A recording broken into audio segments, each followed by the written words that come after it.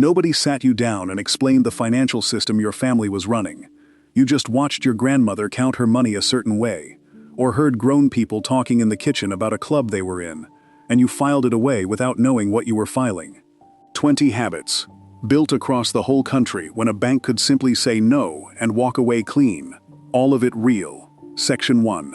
The Susu payday came and a portion of it left the house almost immediately. Not to a bill, not to a store, not to anything with a receipt attached. It went into an envelope, or it got handed over in cash at someone's kitchen table, and then it was gone until it was your turn. You may not have known what to call it. You may have heard it called the club, or the pot, or just the thing your mother did with the women from church. The name changed depending on where your family came from. The system did not change at all. The mechanics were simple enough to explain in 2 sentences, and complicated enough to require everything a formal bank claimed to provide, which was trust. A group of people, 10 or 12 or 20, each agreed to contribute a fixed amount of money at regular intervals, every week or every 2 weeks or every month. The total collected at each interval went to one member, rotating through the group until every person had received the pot once. Then it started over, or it dissolved, depending on what the group needed. Nobody charged interest. Nobody ran a credit check. Nobody asked about your employment history or your debt-to-income ratio. The only collateral was your word, in a room full of people who knew where you lived. In West African communities, the system had been running for centuries under names that varied by language and region. In Ghana and Nigeria, it was called Susu or Osusu, from Yoruba and other West African linguistic roots. In parts of Cameroon, it was known as Jangi. Across the continent, the structure was essentially identical, a rotating pool of money governed entirely by social trust and collective accountability rather than legal contract. When West Africans were brought to the Americas during the slave trade, the practice traveled with them, surviving in the Caribbean under names like Susu in Trinidad and Pardna in Jamaica, and taking root in black communities in the American South and later in northern cities as families moved during the Great Migration. The economist F.J.A. Booman, who studied these associations globally, described them as the poor man's bank, where money is not idle for long, but changes hands rapidly, satisfying both consumption and production needs. That description was precise. The Susu kept money moving in communities where the formal banking system had made clear it was not interested in doing the same job. The reason black families in America needed an alternative was not abstract. The Freedmen's Savings and Trust Company, established by Congress in 1865 specifically to serve newly emancipated black Americans, collapsed in 1874 after its white-controlled board invested depositor funds in risky railroad ventures and real estate speculation. When the bank closed, roughly 60,000 depositors faced losses totaling around $3 million, and because federal deposit insurance did not yet exist, most of them never recovered a dollar of it. The lesson that collapse delivered to black families was not subtle. It was delivered again and again, in different forms through the decades that followed, through redlining, which the Homeowners Loan Corporation formalized in the late 1930s, by color-coding neighborhoods as lending risks based explicitly on their racial composition, through loan denials that had nothing to do with creditworthiness, through the routine experience of walking into a bank and being turned away without explanation. By the middle of the 20th century, the distrust of formal financial institutions in black households was not irrational. It was historically earned and carefully maintained, passed from one generation to the next in the same way knowledge passes, not as a lesson, but as a fact of life that did not require repeating. The Susu operated in that context not as a workaround, but as the primary system. When your family needed a lump sum, a down payment on a car, or a month's rent, or the startup cost for a small business, a savings account at a bank that might deny you service was not the mechanism. The Susu was the mechanism. A woman who put in $20 a week in a group of 15 people received $300 when her turn came, more than she could have saved alone in the same period, available immediately, with no application and no approval process. The social structure of the group enforced repayment not through legal threat, but through the far more immediate pressure of community standing. You did not miss your contribution. Because the people in that room were your neighbors and your church members and your co-workers and your cousins. And the consequence of defaulting was not a mark on a credit report, but something considerably more present and harder to outlast. The women who ran these clubs, and they were almost always women, kept the records in notebooks or in their heads, tracked who had received the pot and who was next, managed the timing so that members who had the most pressing needs could be moved earlier in the rotation when the group agreed to it. There was no charter and no incorporation.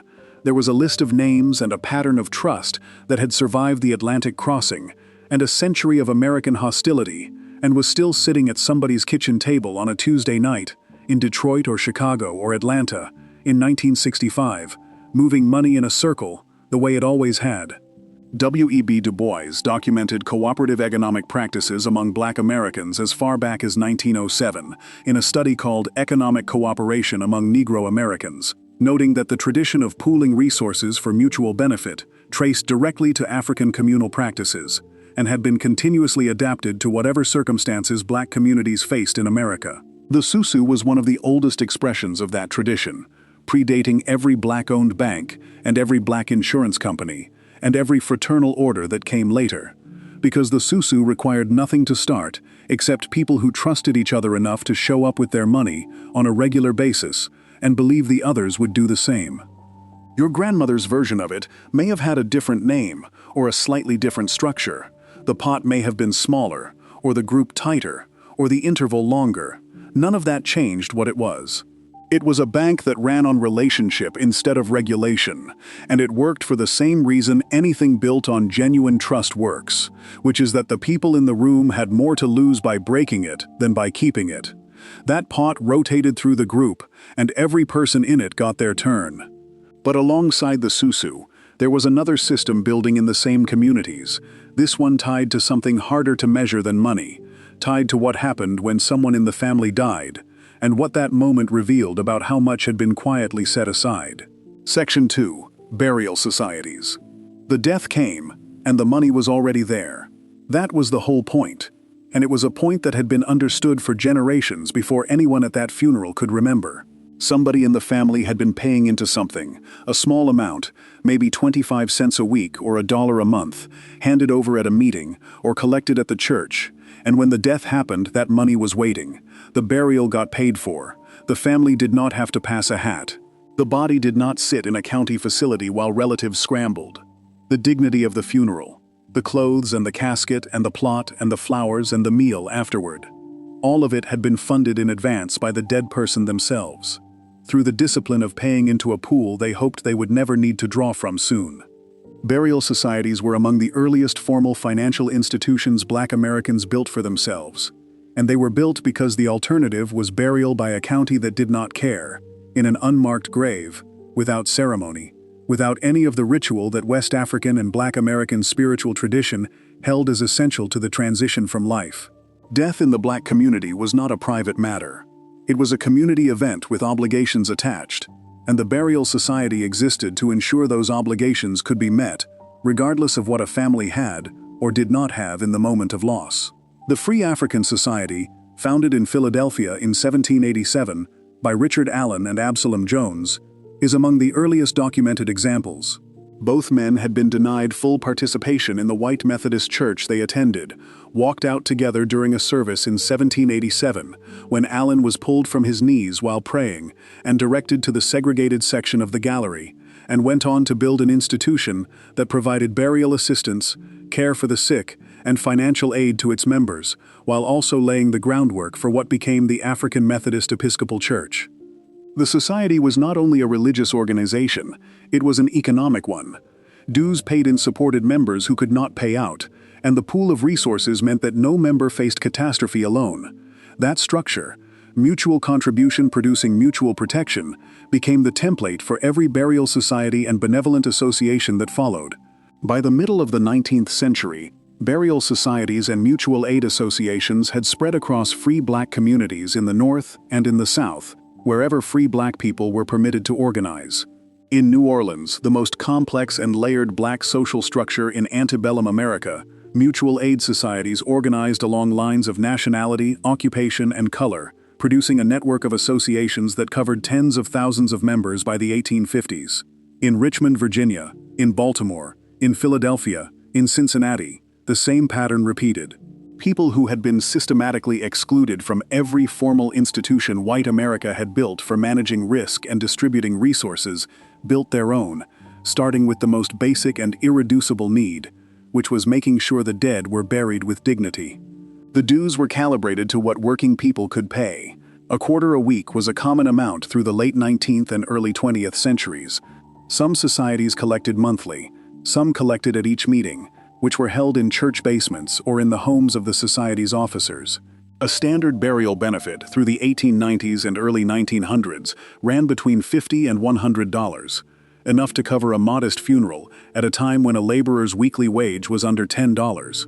The records kept by these societies, when they survive, show a meticulous accounting of contributions and disbursements, names and amounts and dates entered by hand in ledger books that served as the only financial infrastructure many of these families ever had access to. What burial societies produced beyond the immediate function of paying for funerals was capital, money that pooled in a burial society treasury accumulated between deaths, and the organizations that managed that accumulation wisely discovered they had more resources than the next funeral required. The Independent Order of St. Luke, founded in Baltimore in 1867 by a formerly enslaved woman named Mary Prout, and later transformed by Maggie Lena Walker in Richmond, began as a sickness and burial benefit society, and by 1903 had generated enough institutional wealth that Walker was able to charter the St. Luke Penny Savings Bank, becoming the first black woman in the United States to found a bank. The North Carolina Mutual Life Insurance Company, incorporated in Durham in 1899 and eventually the largest black-owned business in America for much of the 20th century, grew directly from the mutual aid and fraternal insurance tradition. Both institutions began not with capital from investors, but with the accumulated dues of working people paying small amounts into a pool that grew because the discipline of payment was consistent and the need was real. By the time your grandparents were adults, many of the original burial societies had formalized into insurance companies or merged with fraternal orders that offered broader benefits. But in countless households, the practice of paying into something for burial remained, whether through a formal policy with a black-owned insurer or through a less formal arrangement within a church congregation or a neighborhood group. The insurance man who came to the door every Friday to collect the premium was a figure so consistent in black households through the mid-20th century that he had become part of the furniture of the week, as regular as the trash collection and more reliable than the landlord. The burial society was the first financial institution many black families ever participated in. It taught the practice of regular contribution before it taught anything else, the habit of paying into something you could not immediately see the benefit of, on the faith that the benefit would be there when it was needed. That habit did not stay confined to burial expenses.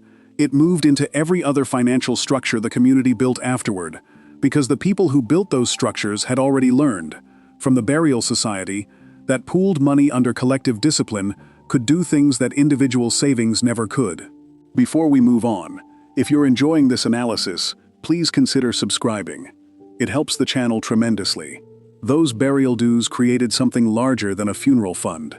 They created the habit of building institutions out of small, consistent contributions.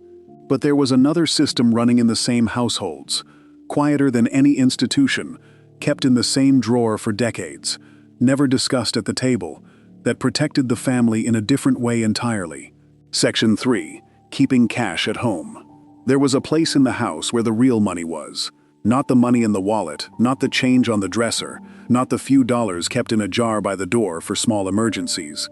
The real money was somewhere specific, somewhere that had been decided on at some point in the past and not revisited, and the location was known to the adults in the household and kept from the children, not out of secrecy exactly, but out of the same practical reasoning that kept certain conversations out of earshot.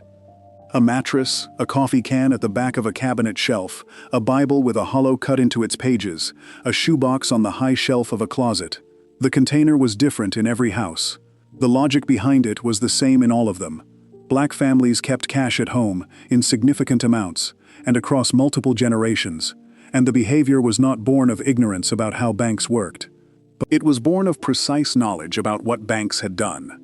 The Freedmen's Savings and Trust Company had been established by an act of Congress in 1865, chartered specifically to serve newly emancipated Black Americans and positioned as the official financial institution of Reconstruction. Recruiters traveled through Black communities with a letter from General Oliver Howard of the Freedmen's Bureau, encouraging deposits. Black soldiers who had been paid for their service during the Civil War deposited their earnings. Formerly enslaved people who had never held money before opened accounts. By 1871, the bank had 34 branches in cities across the country, and nearly 60,000 depositors who had placed their trust in a federal institution that presented itself as built for them. The bank collapsed in 1874. Its white-controlled board of trustees had amended the original charter in 1870 to allow investment in railroad bonds and real estate speculation, the same volatile instruments that produced the Panic of 1873. And when the panic came, the bank failed. Depositors lost approximately $3 million. Frederick Douglass, who had briefly served as the bank's president in its final months in an attempt to stabilize it, later wrote that he had learned only after taking the position that the institution was already insolvent. The depositors who had trusted a congressional charter and a government endorsement received, on average, about 60 cents on the dollar after years of legal proceedings, and many received nothing at all. A letter written to Franklin D. Roosevelt during the Great Depression by a descendant of a Freedmen's Bank depositor asked simply whether there was any chance of recovering what her grandmother had lost 60 years earlier. There was not. The loss was permanent, and so was the lesson it carried. That lesson moved through families the way all essential knowledge moves, not as a formal teaching, but as behavior that children absorbed by watching adults. A grandmother who had heard from her own grandmother what happened to the money deposited in a government bank did not need to deliver a lecture on financial history. She kept her money in the mattress. Her children saw where she kept it. They kept their money somewhere similar. By the time the grandchildren were adults, the behavior was simply how the family handled money, separated from its historical cause, but preserved in its practical form. The Great Depression reinforced what the Freedmen's Bank had established. Between 1929 and 1933, nearly 10,000 American banks failed. Depositors who had trusted those institutions lost an estimated $140 billion in today's terms. Black depositors who had managed to place money in white-owned banks, in spite of the barriers to doing so, lost it alongside everyone else, with no recourse and no compensation. The Federal Deposit Insurance Corporation was created in 1933 specifically to prevent this from happening again, but a government institution that had already failed Black depositors once in living memory was not automatically trusted to protect them a second time. The FDIC insured deposits up to $2,500 when it began, a figure that mattered less to families operating on weekly wages than to middle-class depositors with substantial savings. And the banks the FDIC regulated were the same banks that continued to refuse loans and mortgages to Black applicants throughout the redlining era. The Greenwood District in Tulsa, whose destruction in the 1921 race massacre was one of the worst acts of racially motivated violence in American history, lost not only the $200 million or more in property value that white mobs burned and looted, it lost the cash savings that Greenwood families had been keeping at home, precisely because they did not trust commercial banks. The money in the houses burned with the houses. The same practice that protected savings from an untrustworthy banking system offered no protection from a white mob with institutional backing. The loss was total, and it was never compensated. In Detroit, Chicago, Philadelphia, and across the urban North where Black families settled during the Great Migration, the cash-at-home practice persisted into the 1950s, 1960s, and 1970s as a parallel system running alongside whatever formal banking relationships a family might have. Some households kept checking accounts for paying certain bills while keeping the savings, the real savings, in the house. The proportion held at home versus in a bank was a family-level decision made on the basis of family-level experience, and in households where the memory of institutional betrayal was still fresh enough to have been spoken aloud by someone still living, the proportion held at home was larger. What the cash-at-home habit produced beyond financial security was a particular relationship with money itself, a physical and immediate relationship that digital banking has made nearly impossible to replicate. You could see it, you could count it, You could add to it and watch it grow, without trusting any institution between yourself and the amount. The money did not exist as a number on a statement that could be revised by a board decision in a building downtown. It existed as paper in a specific location in your specific house, accessible in the middle of the night without asking anyone's permission. That cash stayed in the house because the house was the institution that had never failed. But across the same city, in the same decade, another kind of institution was doing something the mattress could not do, turning small regular deposits into mortgages, into business loans, into the beginning of something that outlasted the person who started it. Section 4. Black-owned banks. The door opened, and the teller looked like you. That was not a small thing. In a decade, when walking into a white-owned bank meant being watched from the moment you entered and turned away before you finished explaining what you needed, the experience of conducting financial business in a building staffed and operated by people from your own community carried a weight that had nothing to do with interest rates. It meant the institution had been built with you in mind, not as a problem to be managed, but as a customer worth serving. It meant the loan officer across the desk understood what you were building and why, because he was building the same thing in the same neighborhood under the same conditions. The black-owned bank was not simply an alternative to a white-owned institution. It was proof that the alternative was possible. Between 1888 and 1934, more than 134 black-owned banks were established across the United States. They were founded by people who had looked at the formal banking system, understood exactly what it was designed to do and for whom, and decided to build something that operated on different terms. The Capital Savings Bank, founded in Washington, D.C. in 1888, is generally considered the first black-owned bank in the country. It was followed within years by institutions in Richmond, Atlanta, Birmingham, Durham, and dozens of other cities where black communities had developed enough economic infrastructure to support a depository institution. Each one represented an act of institutional creation under conditions designed to prevent it, because the capital required to charter a bank had to come from somewhere, and the somewhere was almost always the accumulated resources of mutual aid societies, fraternal orders, church organizations, and individual community members who purchased shares at whatever price the founders set. Maggie Lena Walker understood this precisely. When she opened the St. Luke Penny Savings Bank in Richmond, Virginia, on November 2, 1903, she sold shares of the bank for $10 apiece, a price deliberately set low enough that ordinary working people could participate in the institution's ownership rather than simply depositing in it. On the first day the bank opened its doors, 280 customers made deposits totaling more than $9,000, including one account opened with 31 cents. Walker had also distributed small tin banks to encourage people to save at home and return to the branch when they had accumulated at least $1, understanding that the habit of saving had to be built before the institution that received savings could survive. A decade after opening, the bank was managing $200,000 in assets. Walker was the first black woman in the United States to charter a bank, working in the former capital of the Confederacy, in a state where the legal and social architecture of segregation made the act of opening a financial institution an assertion that required defending every day it remained open. The St. Luke Penny Savings Bank did something specific that separated it from white-owned alternatives in ways that mattered immediately to the people it served.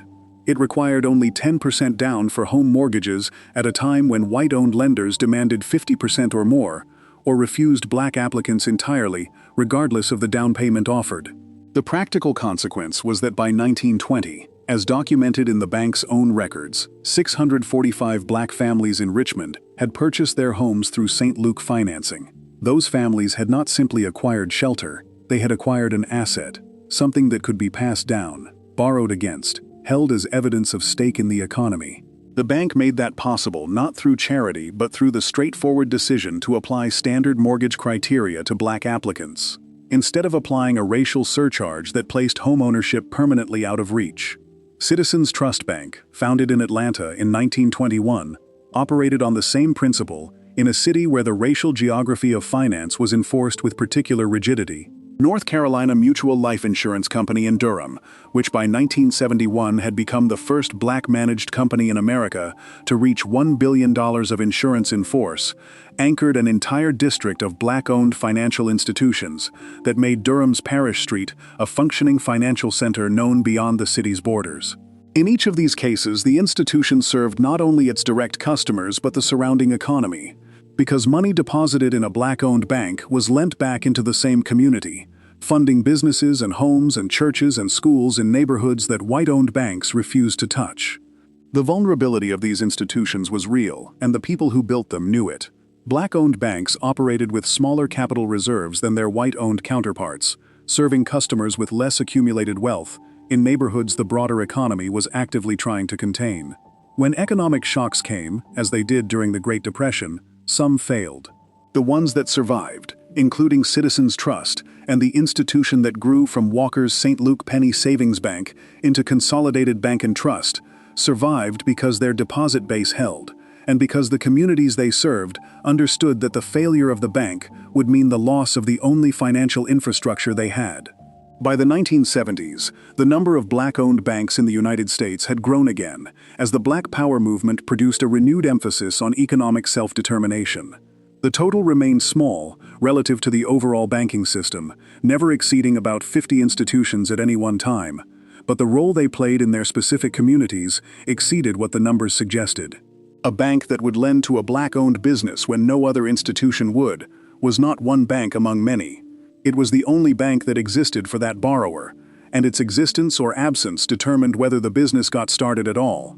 Before we move on, if you're enjoying this analysis, please consider subscribing. It helps the channel tremendously. Those black-owned banks turned community deposits into community mortgages, and the families who got those mortgages got something that outlasted any single institution. But there was another form of financial protection being built in the same decades, sold door to door every Friday afternoon by a man with a leather satchel, something that guaranteed the family would not be destroyed by a single catastrophic loss. Section 5. Black-owned life insurance. Every Friday he came to the door, sometimes Saturday morning, but usually Friday, because Friday was payday, and payday was when the premium got collected. He carried a leather satchel, or a canvas bag, and a receipt book, and he went house to house through the neighborhood, collecting amounts that ranged from a dime to $1, depending on the policy and the household, writing out a receipt for each payment, and moving on to the next address. He knew most of the families by name. He knew which households paid promptly and which ones needed a second visit. He was not just a collector, he was the visible, weekly presence of an institution that had made a promise to the family, and his appearance at the door every Friday was the reminder that the promise was still in force and the family was still protected. The insurance man worked for a black-owned company in most of these households, because the white-owned insurance industry had made its position on black policyholders explicit and had maintained it for decades. In the late 19th century, major white-owned insurers began either refusing to write policies for black Americans or charging them substantially higher premiums based on actuarial tables that applied a racial surcharge disconnected from any individual's actual health or risk profile. Some companies wrote policies for black customers, but paid out at reduced benefit rates, collecting full premiums while delivering partial coverage. The reasoning offered was statistical, drawn from mortality data that reflected the conditions of poverty and exclusion, rather than any inherent racial difference. And the effect was to price black families out of the basic financial protection that life insurance was supposed to provide. The response was institutional. John Merrick, a barbershop owner in Durham, North Carolina, whose clients included white tobacco and banking magnates, used a loan from one of those clients to co-found the North Carolina Mutual and Provident Association in 1898. It began doing business in 1899, with a stated purpose of relieving the distress of Negroes in North Carolina, a phrase that appeared in its bill of incorporation and that understated what the company would become. By 1971, North Carolina Mutual Life Insurance Company, as it had been renamed, reached $1 billion of insurance in force, making it the first black-managed company in American history to cross that threshold. For most of the 20th century, it was the largest black-owned business in the country, operating out of a tower on Parish Street in Durham, that stood as physical evidence of what consistent small premiums collected from working people over decades could build. Alonzo Herndon had been born into slavery in Social Circle, Georgia, in 1858. By the early 20th century, he had built the largest barbershop operation in Atlanta, serving a white clientele that included the city's political and financial leadership, and used the capital from that business to found the Atlanta Mutual Insurance Association in 1905, which became Atlanta Life Insurance Company. Herndon became the first black millionaire in Atlanta, and Atlanta Life became one of the leading black-owned insurance companies in the nation, expanding by 1925 into more than a dozen states and holding approximately 13% of the total insurance carried by the 8 leading black insurance companies in the country. He had started with nothing that the state of Georgia recognized as belonging to him, and built something that employed hundreds of black workers in professional roles at a time when professional employment for black Americans was almost entirely confined to black-owned institutions. The policies these companies sold were not large by the standards of what white families could access through mainstream insurers. They were industrial life insurance, sometimes called debit insurance, small face-value policies with weekly or monthly premiums collected in person by the agent who came to the door. A typical policy through the mid-20th century might carry a face value of $500 to $1,000, enough to cover burial costs and a few months of household expenses for a surviving family. The premium might be 50 cents a week. The benefit was not retirement security or generational wealth transfer in the way that larger policies could produce. It was the guarantee that a death would not immediately destroy the household the dead person had been holding together. What the insurance agents who collected those premiums represented, beyond the policy itself, was employment. Black-owned insurance companies were among the largest employers of black professionals through the first half of the 20th century, at a time when black college graduates had almost nowhere else to take a degree that required them to apply analytical or managerial skill. The agents were educated men who worked their assigned territories with the discipline of any commissioned salesperson, building relationships with families that lasted decades. The actuaries, the accountants, the lawyers, the executives who ran these institutions represented an entire professional class that existed inside the black economy because the white economy had closed its doors. The decline of black-owned insurance companies began with the very victories of the civil rights movement that opened mainstream institutions to black customers. As white-owned insurers could no longer legally refuse black policyholders or charge discriminatory premiums after the passage of the Civil Rights Act of 1964, they entered the black market with larger policies, lower premiums, and marketing budgets that dwarfed anything a black-owned regional insurer could match. Customers who had paid premiums to black companies out of necessity now had choices, and many of them exercised those choices without fully accounting for what the institutions they were leaving had built and what would be lost when the premium dollars left. North Carolina Mutual Life was liquidated in October 2022, its policies assumed by another carrier. Atlanta Life continues to operate. The man with the leather satchel stopped coming to the door sometime in the 1970s or 1980s depending on the neighborhood, and the weekly ritual of his visit, which had been the most consistent financial interaction many families had, ended without ceremony. That insurance policy kept the household from falling apart when the worst happened. But there was something else your family was building at the same time, something that required no institution at all, something taught by example in the kitchen and at the table. Something about how money moved through a community when that community decided to keep it moving within its own borders. Section 6. Keeping dollars in the community. Saturday morning was when your mother made her choices, and the choices were not random. The butcher she used was on a specific block. The beauty supply was a particular store. The tailor, the dry cleaner, the grocery, each one selected not only for price or proximity, but for ownership, because ownership was the point. You did not always know this as a child. You knew the route and the stores and the faces behind the counters, and you knew that certain places were where your family went, and other places were not. And the logic behind the distinction was something you absorbed slowly, over years of riding along on errands before you were old enough to understand what the errands were teaching. The principle had a name that various movements across different decades applied to it, but the behavior itself was older than any of its names. It was the understanding, held at the level of daily practice rather than political theory, that money spent inside a community could circulate and multiply within that community before leaving it, and that money spent outside a community left immediately and did not return.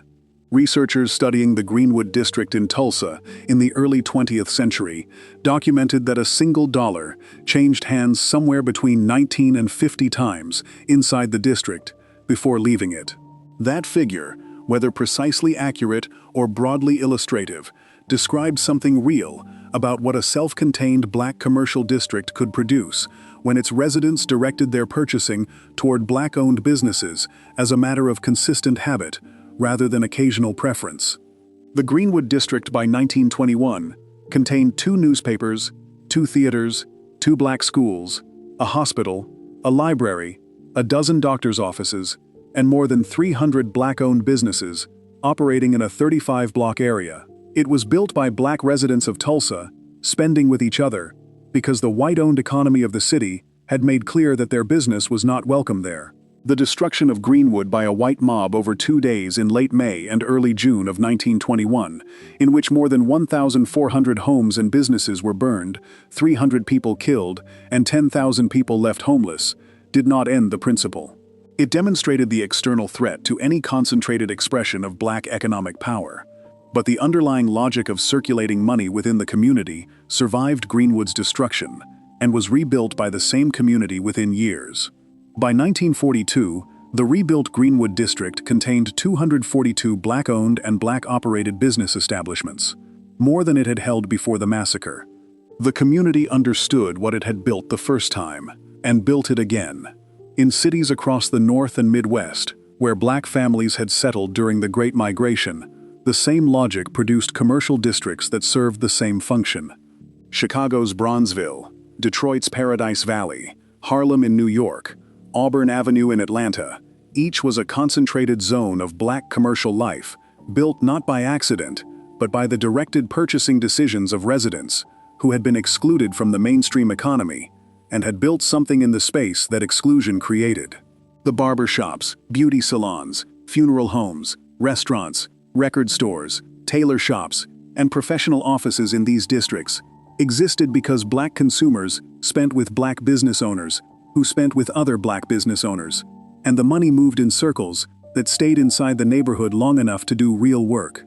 W.E.B. Du Bois articulated the economic argument precisely in 1917 when he described cooperative economics as the industrial way out for black America, proposing that organized collective purchasing and deliberate patronage of black-owned businesses could produce economic power that no individual household could achieve alone.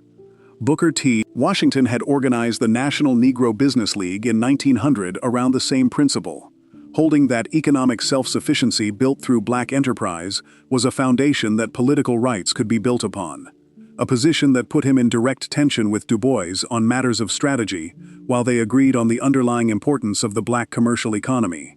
The disagreement between them was about sequence and emphasis. Neither disputed that black dollars directed toward black businesses produced something white dollars directed toward white businesses were not going to produce for black families. By the 1960s, the phrase, "Buy Black," had become an explicit campaign slogan in multiple cities, attached to boycotts of white-owned businesses in black neighborhoods, and drives to redirect spending toward black-owned alternatives.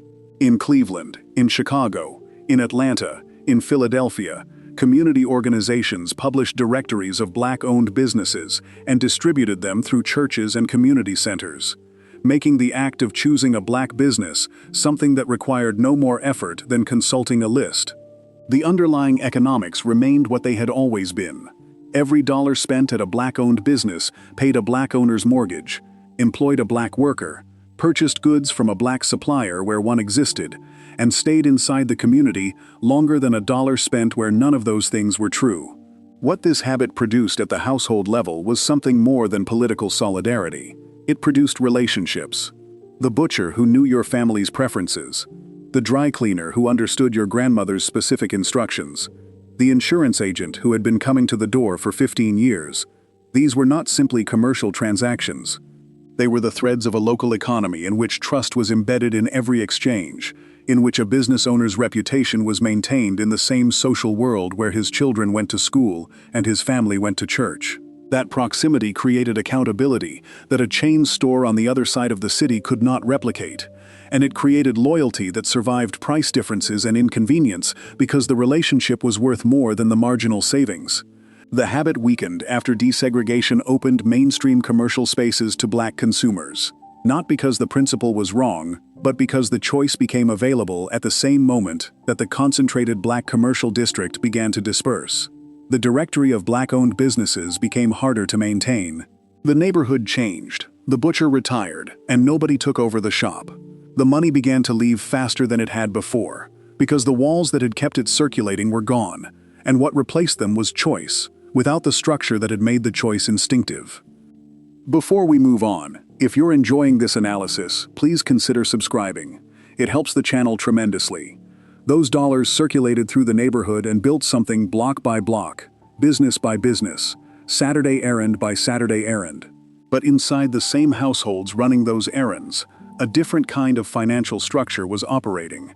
One that met every week in somebody's living room, run entirely by women, governed entirely by trust, and producing lump sums that no individual member could have saved alone. Section 7. Black Women's Savings Circles. Someone in that room kept the book.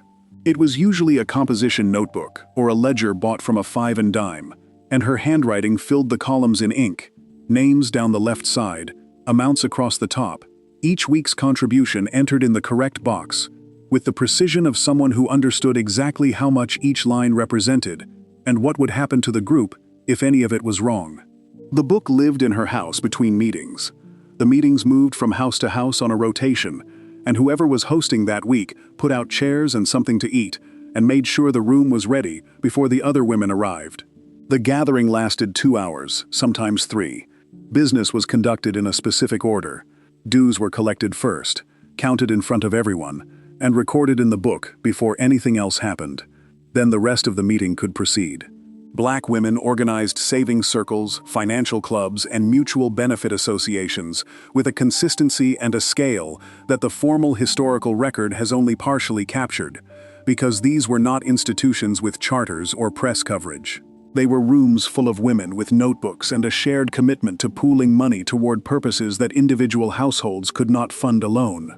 The purposes varied. Some circles saved toward a rotating pot in the Susu tradition. Some accumulated funds toward a specific collective goal, a building, a scholarship, a loan to a member starting a business. Some functioned as emergency reserves, available to any member who faced a sudden need, with terms of repayment set by the group and enforced by the same social accountability that governed every other aspect of life in a small community where everyone knew everyone's circumstances. The tradition had deep roots in collective practice that predated any formal American institution. West African women had organized savings and mutual aid associations for centuries, gathering in groups whose primary function was economic reciprocity, alongside social cohesion. When those women's descendants organized in Atlanta church basements and Chicago apartment front rooms and Philadelphia row houses, they were drawing on an institutional memory that did not require documentation to survive. It survived in practice, in the understanding that women gathering with money toward a shared purpose was not informal. It was the most reliable financial institution available to them. The organized expression of this tradition became visible at scale in 1881, when 20 black women in Atlanta who worked as laundresses met at a church in the Summerhill neighborhood and formed the Washing Society, announcing that their members would strike unless wages were raised to a uniform rate of $1 per dozen pounds of wash. Black ministers carried the message through the city. Women went door to door building membership. Within 3 weeks, the society had grown from 20 women to 3,000, including a small number of white laundresses. And the strike they carried out shut down enough of Atlanta's domestic economy that the city's political leadership, which had proposed a $25 licensing fee to suppress the organizers, was forced to negotiate instead. The Washing Society won. The strike raised wages and established that black women's collective economic action could force a result that individual negotiation could never have achieved. It was a financial demonstration as much as a labor one, proof that organized women controlling the terms of their own work could redirect the flow of money in a way that mattered. The women's club movement that formalized in the following decades carried that same economic logic into a broader organizational structure. In 1896, the merger of the National League of Colored Women and the National Federation of Afro-American Women produced the National Association of Colored Women, with Mary Church Terrell as its first president, and a membership that reached nearly 100,000 women across 300 local clubs by 1916. The NACU's motto, "Lifting as we climb," described both the social philosophy and the financial mechanism. Money raised by local clubs funded kindergartens, libraries, orphanages, homes for the elderly, scholarships, and legal defense funds, all of it produced by dues and fundraising conducted by women who had no access to bank loans or institutional grants, and therefore built everything from the contributions of their own members. During World War I, the NACU raised more than $5 million in war bonds, a figure that represented the organized financial capacity of working black women across the country, contributing toward a collective goal at a moment when the federal government had asked for that contribution. That same capacity, directed inward, funded the community institutions that local and state governments declined to build in black neighborhoods, and that the federal government's New Deal programs distributed with explicit racial bias. At the local level, the savings circle that met in someone's living room every other Tuesday was the molecular unit of this larger structure, too small to register in any public record, but too consistent to fail. A circle of 12 women contributing $5 a month produced $60 in the pot each cycle, enough to cover a month's rent in an emergency, enough to front the first payment on a sewing machine or a used car, enough to be the difference between a family staying housed and a family not. The women who ran these circles understood compound effects long before the term entered any financial curriculum, because they had been watching money pool and grow and distribute and pool again for their entire adult lives. The book stayed with whoever kept it. When she got too old to host, she passed it to someone younger, along with the methodology and the trust she had accumulated. The new keeper learned the system by watching, then by doing, then by teaching someone else. That sequence produced a financial institution that outlasted every formal bank that had opened and closed in the same neighborhood, because its infrastructure was human and its balance sheet was kept in a composition notebook in someone's kitchen drawer, exactly where it needed to be. Those women kept the book and kept the circle running, decade after decade, in living rooms across the country. But there was another kind of asset being accumulated at the same time, something that could not be kept in a notebook. Something measured in acres, something that your family fought to hold on to, in ways they never fully explained to the children watching from the porch. Section 8. Buying land. The deed was kept somewhere specific in the house, folded, or in an envelope, in the same drawer, or the same box, where the insurance policies lived, and the birth certificates lived, and the other documents that proved the family existed on paper, in ways the world would recognize. Children were not shown it. It was not brought out for ordinary occasions, but its location was known, the way the location of the cash was known, and when something happened that required it, the adult who went to retrieve it knew exactly where to reach. The deed said the land belonged to the family. The land said it louder than the deed did. Black families began buying land immediately after emancipation, with a speed and a determination that reflected how completely they understood what land meant in a country organized around its ownership. By 1910, Black Americans had acquired a cumulative 16 million acres of rural land across the United States, a figure documented by the American Economic Association that represented one of the most rapid accumulations of property by any group emerging from forced poverty in recorded history. Families that had been legally prohibited from owning anything 45 years earlier had built a land base larger than the state of West Virginia in less than 2 generations. They understood, without requiring an economist to explain it, that land was the one asset that could not be repossessed by a creditor, could not be inflated away by a bank's monetary policy, could not be dissolved by a company's bankruptcy. Land stayed. You could grow food on it. You could build on it. You could pass it to your children, and they could pass it to theirs. It was the most permanent form of wealth available, and they pursued it accordingly. The purchases happened under conditions designed to prevent them. Whitecap violence in the late 19th century, a movement of poor white farmers who accosted black landowners at night and threatened murder if they did not abandon their property, drove black families from land they had legitimately purchased across multiple southern states. In Lincoln County, Mississippi, Whitecappers killed a man named Henry List. and more than 50 black residents fled the town in a single day. The violence was not random. It was organized around the specific economic threat that black land ownership represented, and it was effective. Local courts that might have protected property rights in other circumstances declined to prosecute the perpetrators. The federal government declined to intervene. The land changed hands under threat, and the transfers were recorded in county courthouses as sales. Where violence was not the instrument, legal structures served the same function. When black landowners died without formal wills, their property passed through a system called heirs property, in which ownership was distributed among all legal heirs in equal undivided shares, without a clear title attached to any of them. A family that had farmed the same land for 3 generations might hold it as heirs property, with dozens of descendants each owning a fractional interest, but none holding a title that a bank would recognize as collateral for a loan. The United States Department of Agriculture has identified heirs property as the leading cause of black involuntary land loss. A developer who purchased the interest of a single heir could use partition laws to force a sale of the entire property against the will of every other family member, and the courthouse auction that followed rarely produced anything close to market value. Families watched land their great-grandparents had purchased in the years after emancipation sold for fractions of its worth, to buyers who had located the one heir willing to sell and used that single transaction to unravel everything that had been built. Despite this, families held on. They held on through strategies that were sometimes formal and sometimes entirely improvised. Some families kept the land undivided deliberately, reasoning that a property owned by 30 relatives was harder to seize than one owned by a single person who could be targeted. Some moved trusted family members onto the land specifically to establish continuous habitation that made legal challenges more difficult. Some paid property taxes decades in advance when they had the cash, removing the most common legal mechanism by which rural black land was seized by county governments that applied delinquent tax sales with a selectivity that suggested something other than revenue collection as the primary motive. These were not solutions, they were defenses, and they were improvised under circumstances where no formal legal assistance was available, and the county courthouse was staffed by the same people whose families had benefited from black land loss.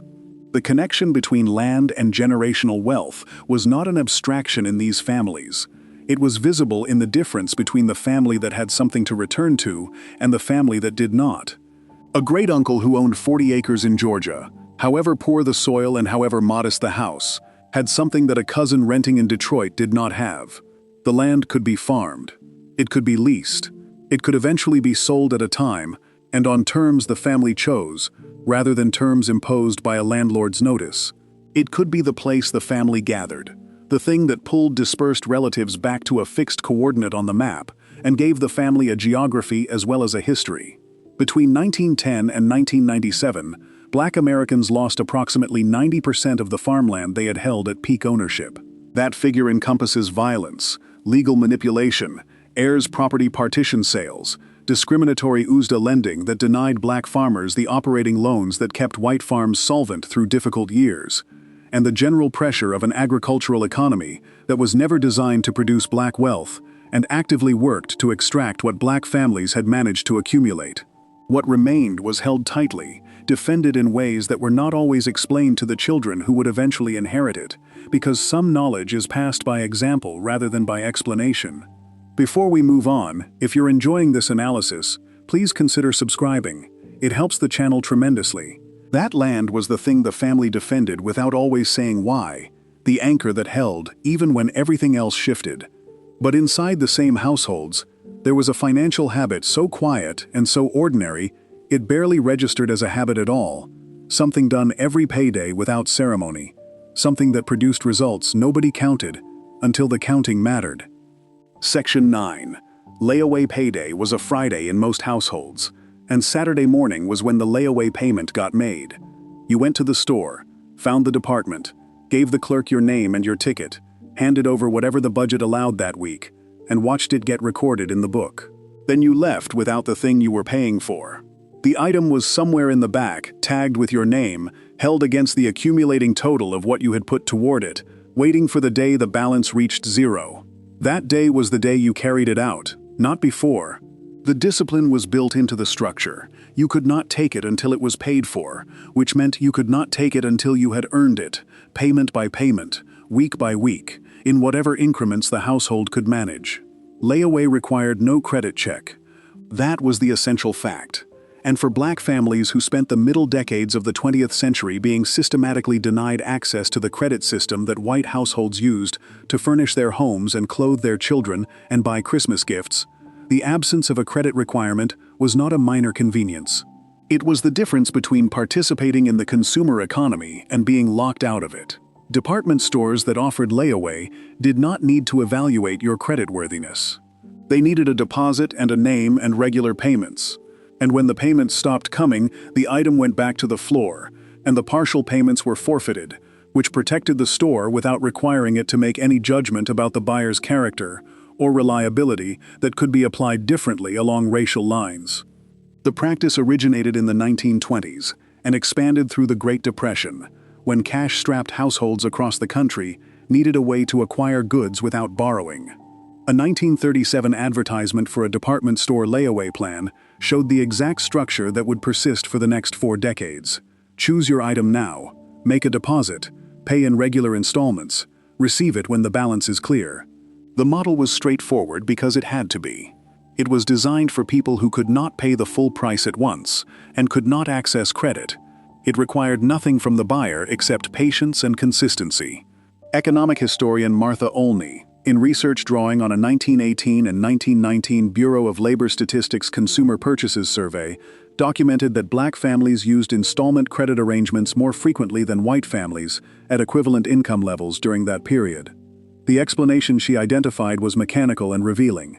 Installment credit, which involved a physical object as collateral, was accessible to Black buyers in a way that merchant credit was not, because the repossession of a tangible item upon default overcame the personal racial prejudice that governed whether a merchant extended character-based credit.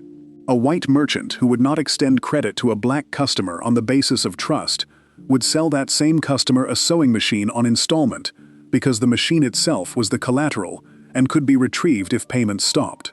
The arrangement worked not because the system was fair, but because collateral made bias less economically convenient. By the 1950s and 1960s, credit cards had begun transforming the way white households made purchases. Diners Club launched in 1950. American Express followed in 1958. Tank AmeriCard, which later became Visa, began in 1958 in Fresno, California. These instruments allowed white consumers to buy now and pay later with no physical collateral required and no layaway ticket in a back room. Black consumers were largely shut out of this credit revolution by the same mechanisms that governed every other form of credit access.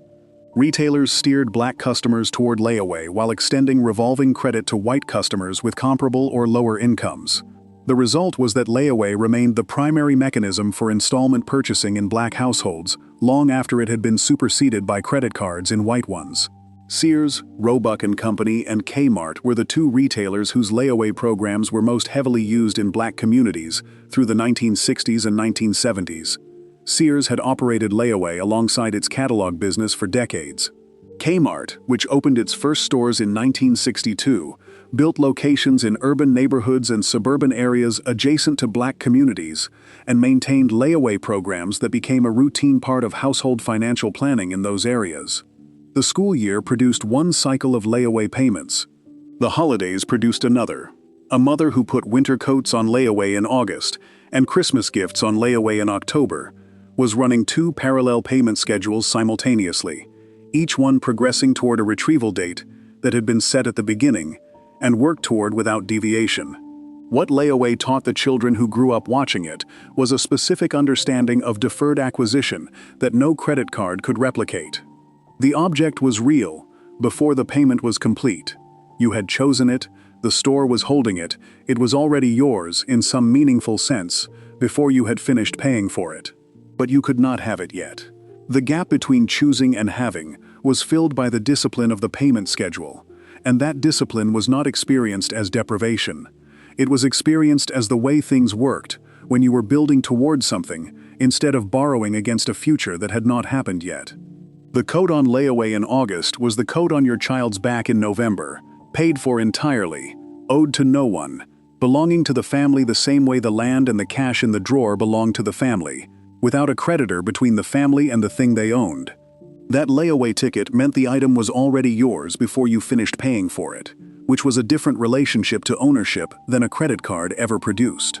But alongside that discipline of deferred having, there was something being built inside the church itself, a financial infrastructure so thoroughly embedded in Sunday morning that most people never thought of it as finance at all. Section 10. The Black Church as Bank. The offering plate came around twice on Sunday morning in many churches, and everyone in the congregation understood that these were not the same collection. The first was the tithe, the regular giving, the weekly contribution that sustained the church's operations, paid the pastor's salary, kept the lights on, and the mortgage current.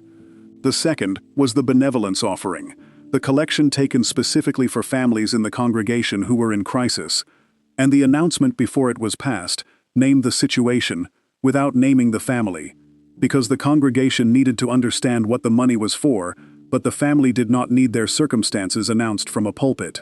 Somebody had lost a job. Somebody's husband had died and left the household without its primary income. Somebody's house had burned. The plate went around a second time, and the people who had put in their last dollar on the first pass put in something else on the second, because that was what the church expected and what its members delivered. W.E.B. Du Bois wrote in 1903 that a study of economic cooperation among Black Americans must begin with the church, and that observation was not a rhetorical flourish. It was structural. The Black church was the first institution that Black people in America owned, the first building bought collectively, the first organization with a board of directors and a treasury, and a long-range plan that belonged entirely to the community and answered to no external white authority. The African Methodist Episcopal Church, founded by Richard Allen in Philadelphia in 1787 after he walked out of St. George's Methodist Church when white ushers pulled him from his knees during prayer and directed him to the segregated gallery, was worth approximately $2,500 in property when it was established. A century later, the same denomination held $9 million in property, accumulated through the same mechanism that built every other Black institution of the era. Consistent small contributions pooled over time by people who had very little individually and considerable collective capacity when they organized it. The building itself was the first asset. A congregation that owned its building owned real estate that could be mortgaged if necessary, rented to community organizations, used as collateral for additional lending. The churches of Jackson Ward in Richmond, the churches of Bronzeville in Chicago, the churches along Auburn Avenue in Atlanta, each occupied physical space in the commercial heart of its respective Black district, and each participated in the economic life of that district not only as a spiritual institution, but as a property-owning, credit-bearing, employment-providing anchor. The construction of a new church building in a Black neighborhood in the late 19th or early 20th century was a capital project financed entirely through the congregation, through pledge campaigns and special collections, and the same rotating savings logic that governed the SUSU, applied at an institutional scale. The treasurer of a Black congregation managed a financial operation of genuine complexity.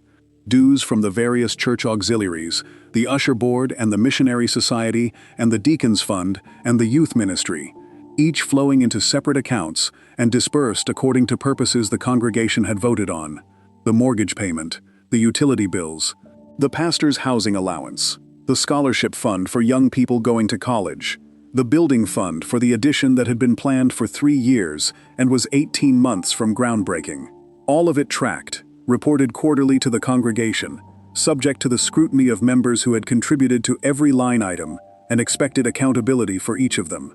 The financial education that Black church members received through participation in these structures, through serving on the finance committee, through reviewing the quarterly report, through understanding how a pledge campaign worked and what it meant to be a steward of collective resources, was a financial education that no bank and no school was offering. The Benevolence Fund operated as the church's informal lending arm for members facing short-term crisis. The mechanics varied by congregation.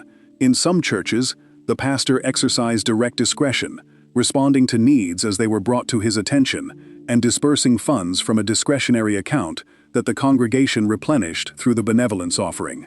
In others, a committee reviewed requests and made decisions collectively, which distributed both the judgment and the knowledge of who in the congregation was in difficulty. The amounts were small, by the standards of any formal lending institution, enough to cover a month's rent, a utility disconnection notice, a medication that insurance would not cover. They were not loans in the legal sense. There was no interest and often no fixed repayment schedule. But the social expectation of reciprocity was real. A family that received from the benevolence fund contributed to it when their circumstances permitted, not out of formal obligation, but out of the same moral logic that governed every other exchange in that community. Some black churches formalized this function by chartering credit unions. The credit union model, a member-owned cooperative financial institution that pools deposits and lends to members at rates below what commercial lenders charge, was structurally compatible with the church community because both were built on known membership, shared accountability, and regular contribution. A church credit union served members who trusted each other because they sat in the same pews every Sunday, and that trust reduced the default risk that made commercial lenders expensive. By the 1970s, dozens of black churches across the country operated credit unions that provided members access to small loans for home repair, automobile purchase, and business startup at interest rates that the check-cashing operations and personal finance companies operating in the same neighborhoods could not approach. The money that moved through a black church on a Sunday morning in 1965 or 1972 was not only spiritual, it was a financial system, imperfect and undercapitalized relative to what its members needed, but real and functioning, and entirely controlled by the people it served, which was more than could be said for any other financial institution most of those members had access to. Before we move on, if you're enjoying this analysis, please consider subscribing. It helps the channel tremendously. That church treasury was the most democratically managed money in the neighborhood, accountable to every person who contributed to it. But outside the church, and outside the savings club, and outside the bank, there was a habit practiced in the household itself, in the kitchen on payday night, that organized every dollar before any of them had a chance to disappear. Section 11. The envelope system. Friday night, after dinner, the table got cleared. Not for cards and not for company. The table got cleared because what happened next required space and concentration, and the kind of quiet that the children understood without being told to produce it. The pay envelope came out, or the check that had been cashed at the currency exchange on the way home, and the cash went onto the table in a stack. Then came the other envelopes, the ones already labeled and waiting in the kitchen drawer, each one representing an obligation or a category that had been decided on at some point in the past and was not revisited week to week. Rent, light bill, gas bill, groceries, church, savings. The money moved from the stack into the envelopes in a specific order, the non-negotiable obligations first, and whatever remained after all the envelopes had received their allocation was the money that could be spent on anything without guilt, because everything else had already been handled. The system required no bank account and no credit card, and no financial institution of any kind.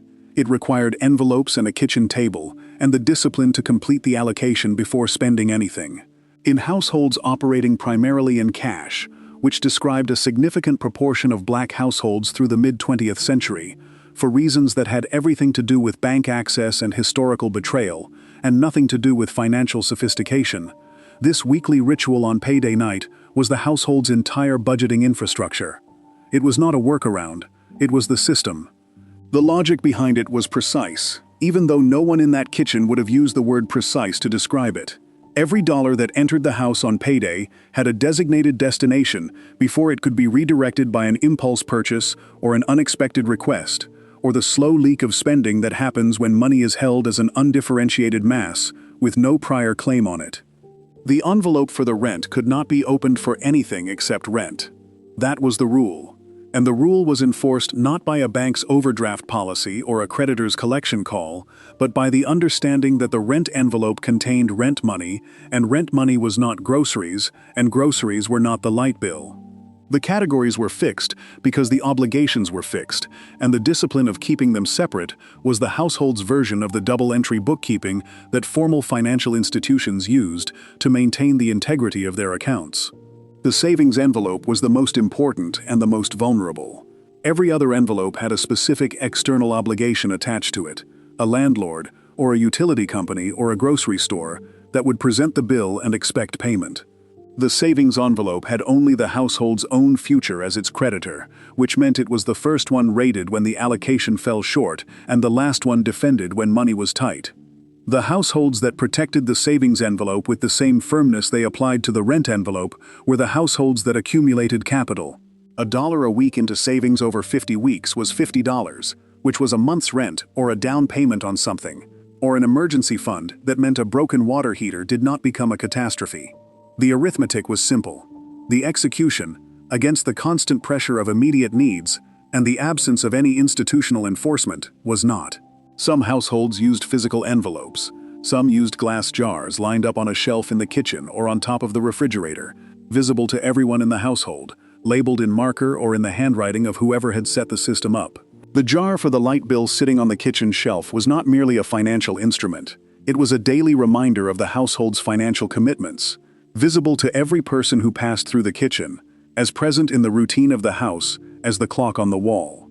Children who grew up watching those jars fill and empty understood before they had a word for it that money was not infinite, that it was allocated before it was spent, that a jar that was empty before the bill came due was a problem that required solving, and that the solving started before payday arrived by putting a little extra into that jar the previous week. The practice predated Dave Ramsey, who popularized a version of it for a mainstream American audience beginning in the 1990s, by generations. It predated every personal finance book that described it as a discovery. In Black households operating on cash economies by circumstance, it had been running since at least the early 20th century, refined through the specific experience of households that could not afford a mistake and had no institutional safety net to absorb one.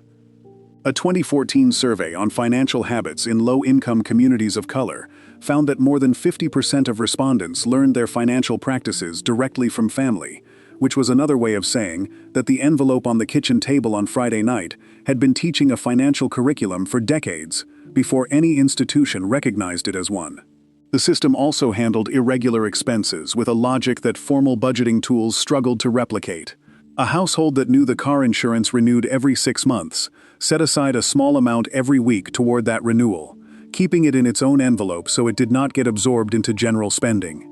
A household preparing for a child starting school in September began the school clothes envelope in May. The planning horizon was long, and the amounts were small, and the discipline was absolute, because the alternative to that discipline was not manageable inconvenience. It was the inability to send your child to school properly dressed, or to keep the car insured, or to make rent on the first of the month without borrowing from someone else. What the envelope system produced, beyond the practical management of limited resources, was a financial vocabulary that the whole household shared. The children knew what the jars were for. They knew which ones were full and which ones needed to be fuller. They knew payday was Friday, and Friday was when the table got cleared and the money got sorted. And they understood without explanation that this sorting was not optional, and not a source of stress, but simply the mechanism by which the household stayed organized and solvent in a world that offered it very little margin for error. That envelope system organized every dollar before the week had a chance to spend it. But there was another kind of discipline running through those same households, one that did not involve money directly at all, something passed down through the hands rather than through a drawer, something that protected the family's financial position not by saving cash, but by eliminating the need to spend it. Section 12. Passing down the trade. Your grandfather could fix almost anything. That was how you would have described it as a child, which was not quite accurate, but was closer to the truth than it seemed. He could fix almost anything in the category of things that houses required, the plumbing and the electrical and the carpentry and the roofing, and the list of things he could do was exactly the list of things the household never paid someone else to do. The two lists were the same list. The money that did not leave the house for contractors and repairmen was money that stayed in the house, and over the course of a decade, the amount that stayed because of what he knew how to do with his hands was not a trivial sum. It was a financial strategy that operated entirely without a bank account or an investment plan or any document that a financial institution would have recognized as an asset, because the asset was in his hands and in his memory and could not be repossessed. Skilled trades had been a survival mechanism in black communities for longer than the country had existed in its current form. On plantations, enslaved people who possessed a skilled trade occupied a specific position in the plantation economy, one that their enslavers recognized as valuable, and often monetized by hiring the skilled worker out to neighboring farms or local businesses, collecting the wages while paying the worker nothing or a small fraction. What the enslaved carpenter or blacksmith or seamstress understood within that exploitative arrangement was that the skill itself was power, the only form of power available in those circumstances, transferable to any location and impossible to confiscate. Some enslaved tradespeople accumulated enough from the small percentages they were occasionally permitted to keep, or from work conducted on their own time, to purchase their own freedom. The skill was the instrument. After emancipation, skilled trades became the primary economic pathway for black men and women in a country that was closing its professional doors in every other direction. Booker T. Washington built the Tuskegee Institute in Alabama in 1881, specifically around this understanding, training students in 33 trades and industries including carpentry, blacksmithing, brick masonry, shoemaking, tinsmithing, electrical engineering, sewing, and dressmaking, on the principle that economic self-sufficiency built through skilled work was the foundation upon which everything else a black community needed could be constructed. Students at Tuskegee built the campus buildings themselves, acquiring skills in the same act as producing the structures where those skills would be taught to the next class. The philosophy was not unanimously celebrated, but the economic logic behind it was sound. A man who could build a house had work.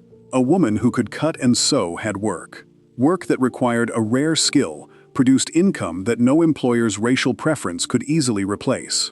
Barbering demonstrated the principle at scale. In the decades following the Civil War, black barbers operated shops across the South and North, serving white and black clientele, and the trade produced economic independence that very few other occupations available to black men could match. Alonzo Herndon, born into slavery in Georgia in 1858, accumulated capital through ownership of multiple barber shops in Atlanta and used that capital to found the Atlanta Life Insurance Company in 1905. Eventually becoming the first black millionaire in Atlanta. The barbershop was not an endpoint. It was a capital generation mechanism that funded the next thing. Henry Miller Morgan recognized in 1934 that the formal licensing requirements that various states were imposing on barbers were threatening to close black barbers out of the trade, and he opened Tyler Barber College, which eventually grew to train nearly 80% of black barbers in America at its height. The trade was valuable enough to warrant an institution dedicated to perpetuating it.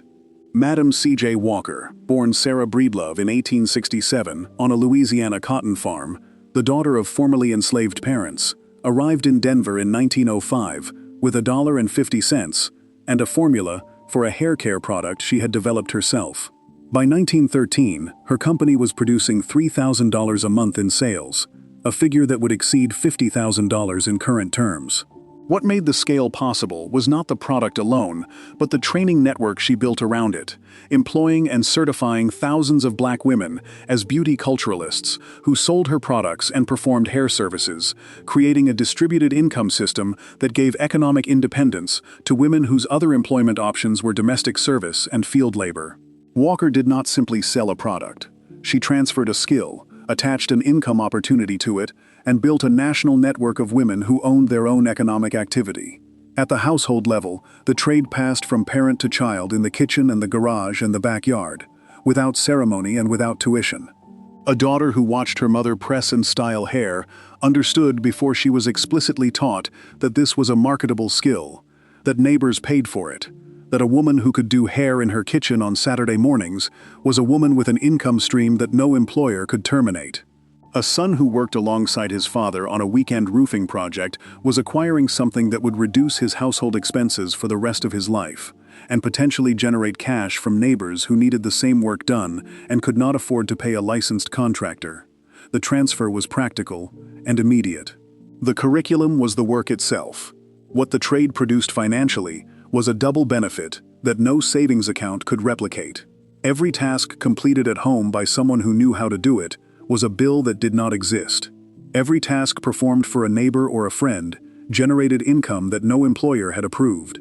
The two effects compounded quietly over years and decades, and the household that had absorbed multiple trades across generations was a household that spent less and earned more through mechanisms entirely invisible to any formal accounting of its financial position. Before we move on, if you're enjoying this analysis, please consider subscribing. It helps the channel tremendously. Those hands-held skills that no bank could underwrite and no creditor could repossess. But alongside the trades, there was another financial structure operating in the same households, one that had nothing to do with what anyone knew how to build or repair, and everything to do with how many people lived under the same roof and what that arrangement quietly produced. Section 13. The multi-generational household. Grandma's room was at the back of the house, or at the top of the stairs, or off the kitchen, and it was her room, in the way that a room belongs to someone who has been in it long enough that the house has organized itself around her presence. Her furniture was in there. Her particular smell lived in the hallway outside the door. The bathroom schedule accounted for her. The Sunday dinner table accounted for her. The whole household, its rhythms and its rules and its unspoken accommodations, had incorporated her so completely that the arrangement seemed not like a decision anyone had made, but like a condition of the house itself, as natural and as permanent as the walls. The multi-generational household was not a compromise in Black family life. It was a structure, and like every structure that persists across generations, it persisted because it worked. Nearly 1 in 4 Black Americans lives in a multi-generational household, a figure documented by Generations United, and consistently higher than the rate for white households, which runs closer to 1 in 12. That disparity did not emerge from cultural accident. It emerged from a set of economic realities that made the single-family nuclear household, each generation maintaining its own separate address, a financial arrangement that extracted wealth from families instead of building it. The arithmetic was not complicated. A grandmother who moved in with her adult child and that child's family eliminated one housing cost entirely, the grandmother's rent or mortgage, and contributed her Social Security income, or her pension, or whatever she had saved, toward the shared household's operating expenses. The adult child's family eliminated childcare costs, because the grandmother was there, and she watched the children, and this was understood by everyone as part of the arrangement, without it being explicitly negotiated. The adult children were freed to work full hours without the recurring expense of paid childcare, which in northern cities through the 1960s and 1970s could consume a significant fraction of a working mother's wages. 3 incomes or 2 incomes and a Social Security check, applied to 1 rent or 1 mortgage, produced a surplus that 2 separate households paying 2 separate rents could not have generated. During the Great Migration, when Black families moved from the rural South to cities in the North and Midwest, this arrangement was not merely practical, but essential.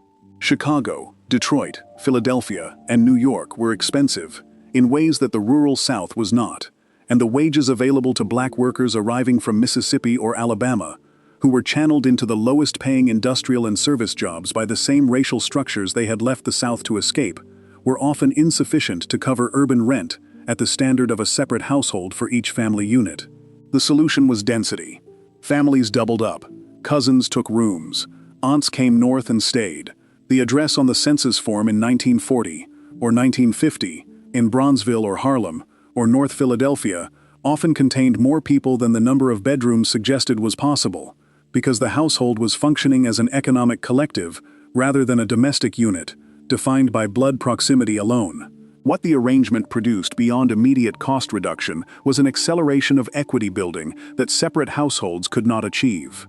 A family paying a mortgage on a house that 3 adults were contributing toward built equity at a rate that a family paying the same mortgage on a single income could not match.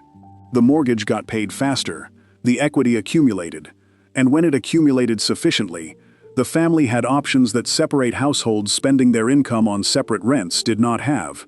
The option to buy a second property, to help a younger generation with a down payment, to hold the asset rather than liquidate it under financial pressure. The child care dimension deserves its own accounting because its financial value was never formally counted, which does not mean it was not substantial. A grandmother who provided full-time childcare for her grandchildren while their parents worked was providing a service that, if purchased on the open market in a northern city in 1965, would have cost a working family a significant portion of one income. The grandmother's presence made that expense zero. It also meant the children were raised by someone who knew them completely, who understood the family's specific values and habits and expectations, who transmitted those things through daily proximity rather than through formal instruction. The financial benefit and the cultural transmission happened simultaneously, through the same arrangement, at no additional cost. The exchange moved in both directions as the generations aged. A grandmother who had provided childcare when the grandchildren were small received care herself when her health declined, staying in the room at the back of the house while her adult children managed her medications and her doctor's appointments, and the practical logistics of her diminishing independence. This was not experienced as a burden that required special acknowledgement. It was experienced as the continuation of an arrangement that had always operated on reciprocity, each generation contributing what it could and receiving what it needed, the balance shifting over time, but the underlying logic remaining constant. The alternative, paid elder care in a facility, cost more than most families could sustain and removed the grandmother from the household that had organized itself around her for decades. The Afro-American newspapers documented in recent coverage that when families in these arrangements are asked why they live this way, the most common answer is simply that this is how it was done, that they grew up like this, that the pattern was transmitted not as a strategy, but as a way of being in the world that happened also, quietly and without announcement, to be a wealth-building mechanism more effective than many formal financial instruments available to the same families. That roof covered 3 generations at once, and the costs distributed across all of them made what one generation alone could not afford, entirely manageable for 3 together. But there was something else operating alongside the household structure, something not about how many people lived in the house, but about what the family did every year around tax time, a habit so consistent it had become its own kind of saving system. Section 14, the tax refund as forced savings. February was when the envelope arrived, or when the trip to the tax preparer produced a number written on a piece of paper, and the number was the refund amount, and the refund amount was the largest single sum of money the household would see at any one point in the year. The family had been paying toward it since January of the previous year, a small amount deducted from every paycheck by an employer, following the rules of a system that had been designed to collect taxes on time rather than to optimize anyone's household cash flow. The amount withheld had been slightly more than the family actually owed, which was not an accident. That extra withholding was the savings deposit. The refund check was the withdrawal. The United States Treasury had been holding the money all year, paying no interest on it, and releasing it in a lump sum in the winter, and the family had been counting on that lump sum since the previous February to do the thing that the weekly budget could not accomplish on its own. Tax withholding in the United States began in its modern form with the Current Tax Payment Act of 1943, signed into law during World War II, when the federal government needed revenue faster than annual lump sum payments could deliver it. Before 1943, workers paid their income taxes once a year, planning and saving against the annual bill. After 1943, employers withheld estimated taxes from each paycheck and remitted them directly to the government, leaving workers to file at year-end and reconcile the difference. Workers who had too much withheld received a refund. Workers who had too little withheld owed. The choice of how much to withhold was governed by a form employees filed with their employers, and the people who understood how the form worked could influence the size of their annual refund by adjusting their withholding upward, claiming fewer allowances than they were strictly entitled to. In Black households operating on tight weekly budgets, with no realistic prospect of accumulating a significant savings balance through small weekly increments, the deliberate adjustment of withholding to guarantee a larger refund was not a mistake about how the tax system worked. It was an understanding of how the household worked. Saving $20 a week was a discipline that the weekly budget could not sustain, because $20 in the checking account on a Wednesday was available to be spent by Saturday. $20 withheld from each paycheck before it reached the household was not available. It was gone, held by the federal government, unreachable, except through the annual filing process, and it accumulated over 52 weeks into a sum that could accomplish something. A refrigerator, a security deposit on a better apartment, first and last month's rent, a car repair that had been deferred for 8 months because the weekly budget had no room for it. The refund check resolved the deferred problem in a way that the weekly budget, by itself, never could. About 3/4 of American taxpayers consistently prefer receiving a refund to owing money at tax time, a preference that financial advisors routinely describe as economically inefficient because the government pays no interest on withheld funds. The advice is mathematically correct and practically beside the point for a household that has demonstrated, through decades of lived experience, that money available in the weekly budget does not accumulate. What the financial advisor calls an interest-free loan to the government, the household operating on a weekly cash budget understands as the only savings mechanism that actually works, the one that does not require discipline to sustain because the money is removed before the household can touch it.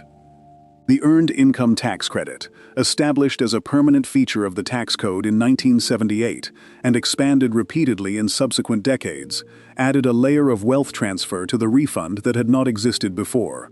The ETC is a refundable credit, meaning it reduces a taxpayer's bill and, when it exceeds the amount owed, pays the difference as a cash refund.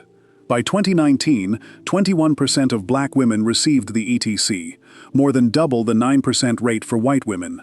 Researchers at the United States Treasury documented that black families received approximately 19% of total AITC benefits in 2023, despite comprising 11% of all families, reflecting both the credit's targeting of lower-income workers and the persistent income gap between black and white households. For a working mother with 2 children in the mid-1970s through the 1990s, the ITC added hundreds of dollars to a refund that already represented the household's primary savings event, turning the annual filing into something that functioned more like a once-a-year bonus than a tax reconciliation. The neighborhood tax preparer occupied the same ecological niche in black communities that the insurance man had occupied in an earlier generation, a recurring presence whose service was essential and whose visit was anticipated. H&R Block, founded by Henry and Richard Block in Kansas City in 1955, built its business model around the working-class filer who needed help navigating the tax code and was willing to pay for assistance with the annual ritual. Storefronts appeared in black neighborhoods across the country. The line outside on a Saturday morning in February moved through the door and produced, at the end of it, a piece of paper with a number on it. And that number was what the family had been working toward since the same Saturday the previous year. The preparation fee came out of the refund. What remained was the year's savings, delivered at once, ready to be allocated according to the priorities that had been accumulating alongside the withholding. J.P. Morgan Chase Institute research documented that black families are more likely than other groups to use tax refunds for debt reduction and essential expenses rather than discretionary spending. The finding confirmed what the behavior had always described, that the annual refund was not a windfall in the ordinary sense, but a deferred reckoning with obligations the weekly budget had been carrying without resolving. The refund settled those accounts and cleared the slate for another year of the same calculation.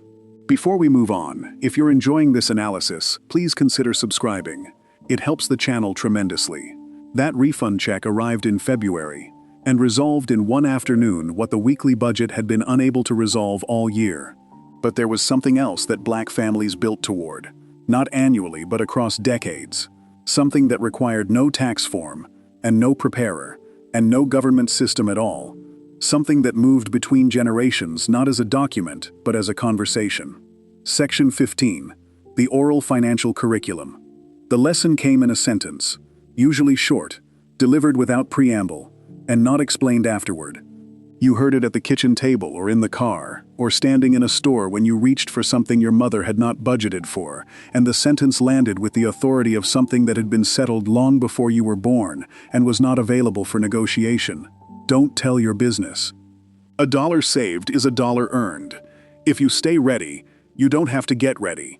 You don't need to let people know what you have. Some of these you heard so often, they stopped registering as information and became part of the interior voice of the household, the background frequency against which all financial decisions were made. You were absorbing a curriculum. Nobody called it that. It was simply what the adults said. And what the adults said was the family's understanding of how money worked and how the world worked around money. distilled into sentences short enough to survive the journey from one generation to the next, without losing their core meaning. The privacy principle was at the center of it. Don't tell your business was not about shame. It was about security. And in Black communities where financial information in the wrong hands had historically produced specific kinds of harm, the instruction to keep family finances private was not paranoia dressed as modesty. It was strategy with a documented rationale. An employer who knew a worker had money saved had less urgency to increase that worker's wages. A neighbor who knew the family had a large tax refund coming was a person who might arrive with a request. A relative who learned about a savings account was potentially a person who would soon need to borrow from it. The privacy around money was a protective membrane, and the instruction to maintain it was transmitted to children early because children had not yet developed the discretion to maintain it on their own. You learned not to tell your business before you fully understood what your business was.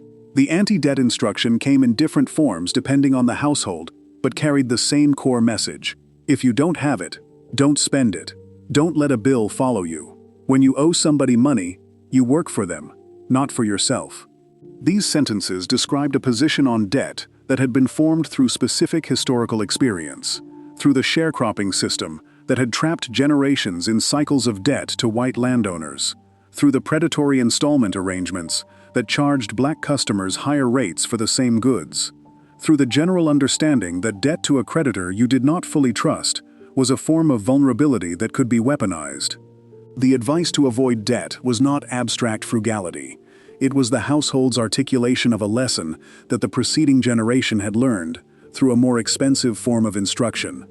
A 2014 survey of low-income communities of color and their financial habits found that more than 50% of respondents identified family members as their primary source of financial knowledge, good or bad. The phrase the survey used to frame this finding, good or bad, acknowledged something that the Black community has been examining more explicitly in recent decades, which is that some of what was passed down was wisdom, and some of it was financial trauma, wearing the clothes of wisdom. The instruction to keep money in the mattress rather than in a bank was survival knowledge in 1874 and 1921, and even 1932, but applied without revision in 1975, it cost families the compound interest and the deposit insurance that would have grown and protected what they had saved. The instruction not to discuss money openly protected the family from external exploitation, but sometimes also prevented children from getting the financial information they needed to make good decisions as adults. The curriculum was real, and it was effective on the terms it had been designed for. It required updating as the terms changed. What the oral curriculum produced that no formal financial education has been able to replicate was embeddedness.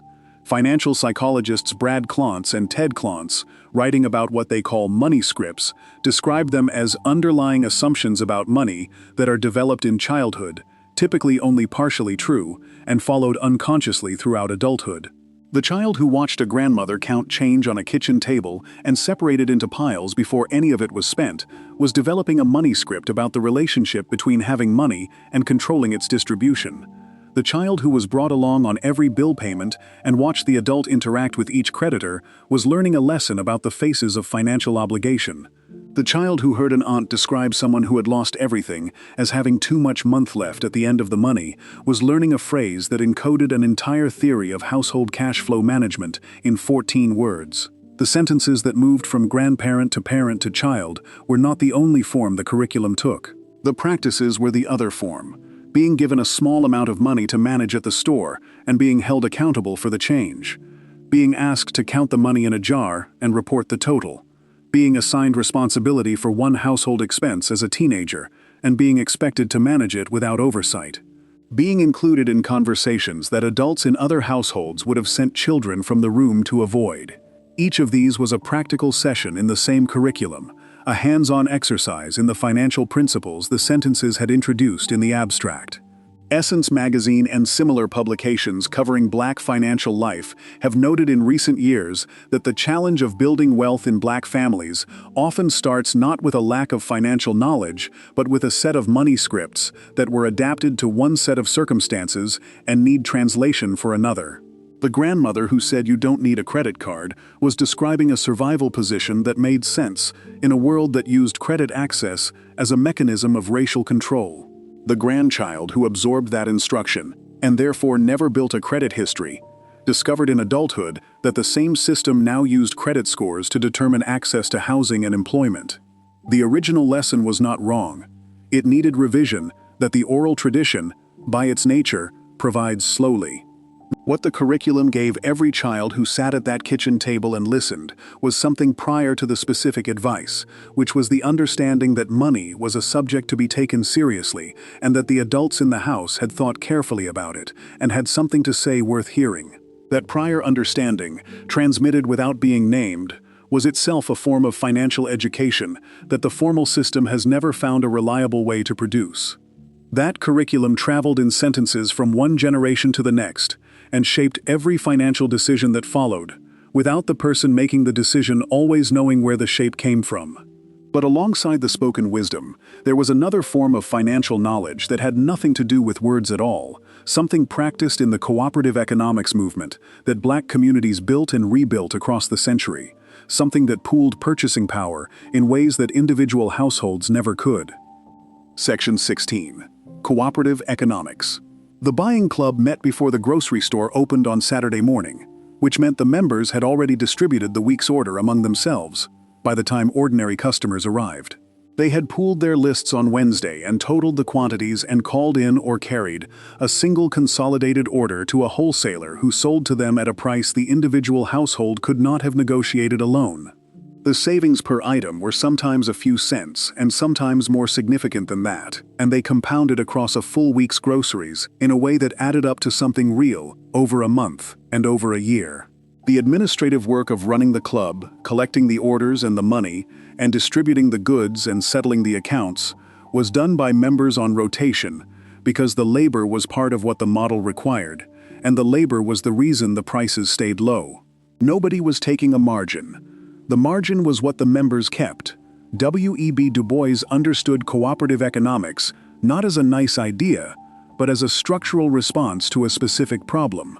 In 1907, he published a study called Economic Cooperation Among Negro Americans that documented 154 active cooperative enterprises in Black communities across the country, a number that surprised even him, and that demonstrated how deeply the cooperative impulse had already embedded itself in Black economic life before any organized movement had claimed it. Du Bois returned to the subject across the following 3 decades, overseeing 12 articles about Black cooperatives in the Jacobs Crisis magazine between 1914 and 1944, and holding in 1918 what he called the only meeting of the Negro Cooperative Guild, convened at the crisis offices in Atlanta with 12 representatives from 7 states. From that single 2-day meeting, approximately 7 cooperative organizations emerged, founded by the attendees who returned to their home communities and established study groups that grew into buying clubs, that grew into formal cooperatives. The multiplication from 1 meeting into 7 institutions described the efficiency of the model when applied to communities that already understood collective action and already had the mutual trust the model required to function. Du Bois was careful to distinguish what he was advocating from the simpler instruction to buy Black, which recommended directing consumer spending toward Black-owned businesses, but left the individual consumer's economic position essentially unchanged. What Du Bois called the Black group economy was something more structurally ambitious, a network of collectively owned enterprises, in which the surplus generated by collective purchasing stayed within the group rather than accumulating to any individual owner. The consumer cooperative was the clearest expression of the idea. Members owned the institution collectively. Their purchases generated a surplus that was returned to them as a patronage dividend at the end of the year rather than flowing to an external shareholder. The economics of the model were not charitable. They were mechanical. Remove the profit extraction, pool the purchasing power, return the savings to the people doing the buying, and the household's dollar went further than it ever could in a standard retail transaction. In 1930, Du Bois organized the Negro Cooperative League as a national federation, specifically to support the growth of local buying clubs and consumer cooperatives in Black communities across major cities. The same year, the Young Negroes Cooperative League was founded with an explicit mission of gaining economic power through cooperation, and through its training programs produced organizers and activists who carried the cooperative model into communities that had not yet encountered it. Ella Baker, who would later become one of the most important organizing figures of the civil rights movement, worked through the Young Negroes Cooperative League in the early 1930s, and described learning there the principles of grassroots leadership and democratic decision-making that defined her organizing philosophy for the rest of her life. The cooperative was a school before it was a store. The Great Depression accelerated black cooperative development in communities where the formal economy had already been a hostile environment, and its collapse in 1929 simply made that hostility more visible. In Gary, Indiana, in 1934, a black buying club organized in response to the Depression's economic pressure formalized into a full grocery cooperative within 3 months. By its first year of operation, the cooperative had 400 members and was doing more business than any other black-owned retailer in the state. The cooperative's success in Gary was not a local anomaly. It was one expression of a wave of cooperative organizing that was happening simultaneously in Detroit, Pittsburgh, Chicago, and across the urban North, wherever black communities had developed the organizational infrastructure to support it. The civil rights movement of the 1950s and 1960s brought the cooperative model back to the South with explicit political intention, understanding that economic self-sufficiency was a form of resistance as important as legal challenge or direct action. Stokely Carmichael and Bob Moses both promoted consumer buying clubs in black communities as part of the movement's economic agenda. The Federation of Southern Cooperatives, founded in 1967, organized agricultural cooperatives across the Deep South, specifically to support black farmers who were being denied USDA loans and losing their land, providing the collective economic infrastructure that government programs had refused to provide.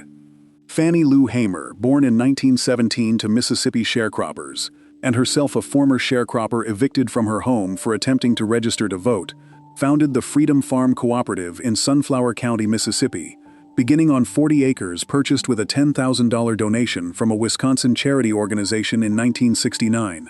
By the time the cooperative reached its peak, it covered 680 acres and supported 1,500 families, providing not only farmland, but a pig bank that loaned breeding pigs to families who returned the offspring, community gardens, a commercial kitchen, a garment factory, a sewing cooperative, a tool bank, and low-income housing. Membership required only that a family be poor. Dues were set at $1 a month, and many families belonged without paying anything. The cooperative was the material expression of Hamer's understanding that economic independence was the foundation that political rights required to mean anything. You could not be free if your food and your housing and your employment were controlled by the same people whose power you were trying to challenge. The Freedom Farm dissolved in 1976, after the death of its driving force and the withdrawal of outside funding. What it had demonstrated while it existed was the same thing the Buying Club on Saturday morning and the Cooperative Grocery in Gary had demonstrated in their own scales. That collective ownership of the means of acquiring necessities produced results that individual purchasing could not, and that the black community had been building and rebuilding that understanding across the entire century. Before we move on, if you're enjoying this analysis, please consider subscribing. It helps the channel tremendously. Those cooperatives built institutions from pooled resources and returned the surplus to the people who created it. But there was one final habit that ran through all of these systems and held every one of them together. Not a practice exactly, but an orientation, something about how the family understood its relationship to the generation coming behind it, something that changed every financial decision the family ever made. Section 17. Thinking in generations. Every dollar saved had a name attached to it, and the name was not the person doing the saving. That was the thing about how money was understood in black households across the country, through the decades, when the formal economy made every accumulation a small act of defiance. The person working 2 jobs was not working 2 jobs for themselves. The person declining to buy the thing they wanted was not declining it for themselves. The discipline and the sacrifice and the careful management of every envelope and every layaway payment and every contribution to the susu pot was oriented toward a person who was not yet working, not yet making decisions, not yet old enough to understand what was being built in their name. You were the beneficiary of decisions made before you were born. Your children would be the beneficiary of decisions you were making now. The chain ran in one direction, and nobody working the link in front of them ever confused which direction that was. The orientation had a root that predated any financial system.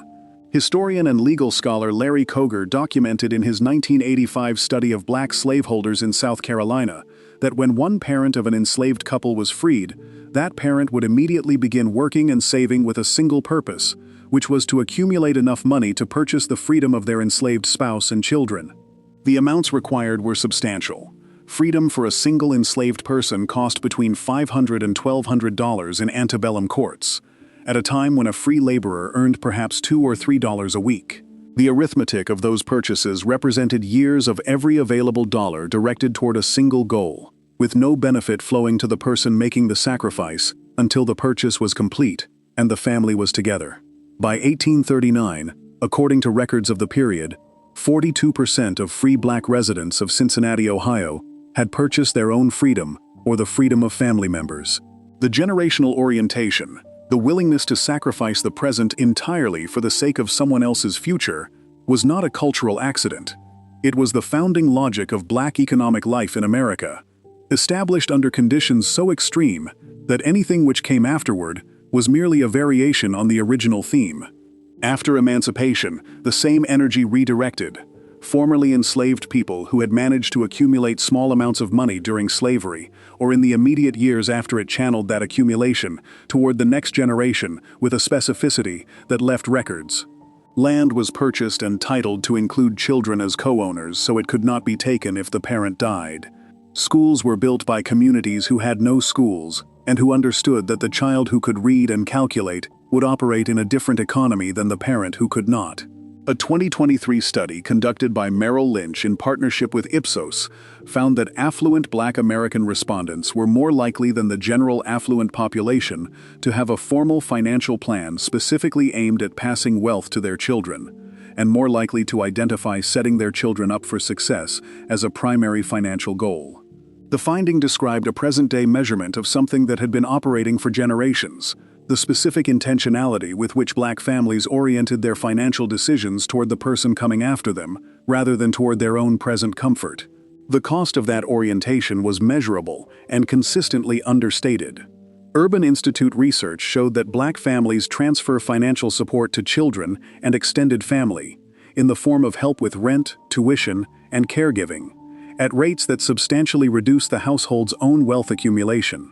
A particularly stark figure from the same body of research, black parents who provide some financial support for their children's higher education hold 2/3 of the median net worth of white parents who provide no such support. The sacrifice involved in that comparison was not abstract. It was the concrete, documented result of a generation choosing to send money forward rather than hold it, in conditions where holding it would have produced substantially more security for the person making the choice. The practices that embodied the orientation were specific and teachable. Adding a child's name to a bank account as a joint account holder so the account transferred automatically at death, bypassing probate, was one. Adding a child's name to a property deed before the parent was old enough to be thinking about mortality was another. Purchasing whole life insurance policies not for the burial benefit alone, but for the cash value that accumulated over decades and could be borrowed against or left as an inheritance was a third. These were not exotic financial strategies.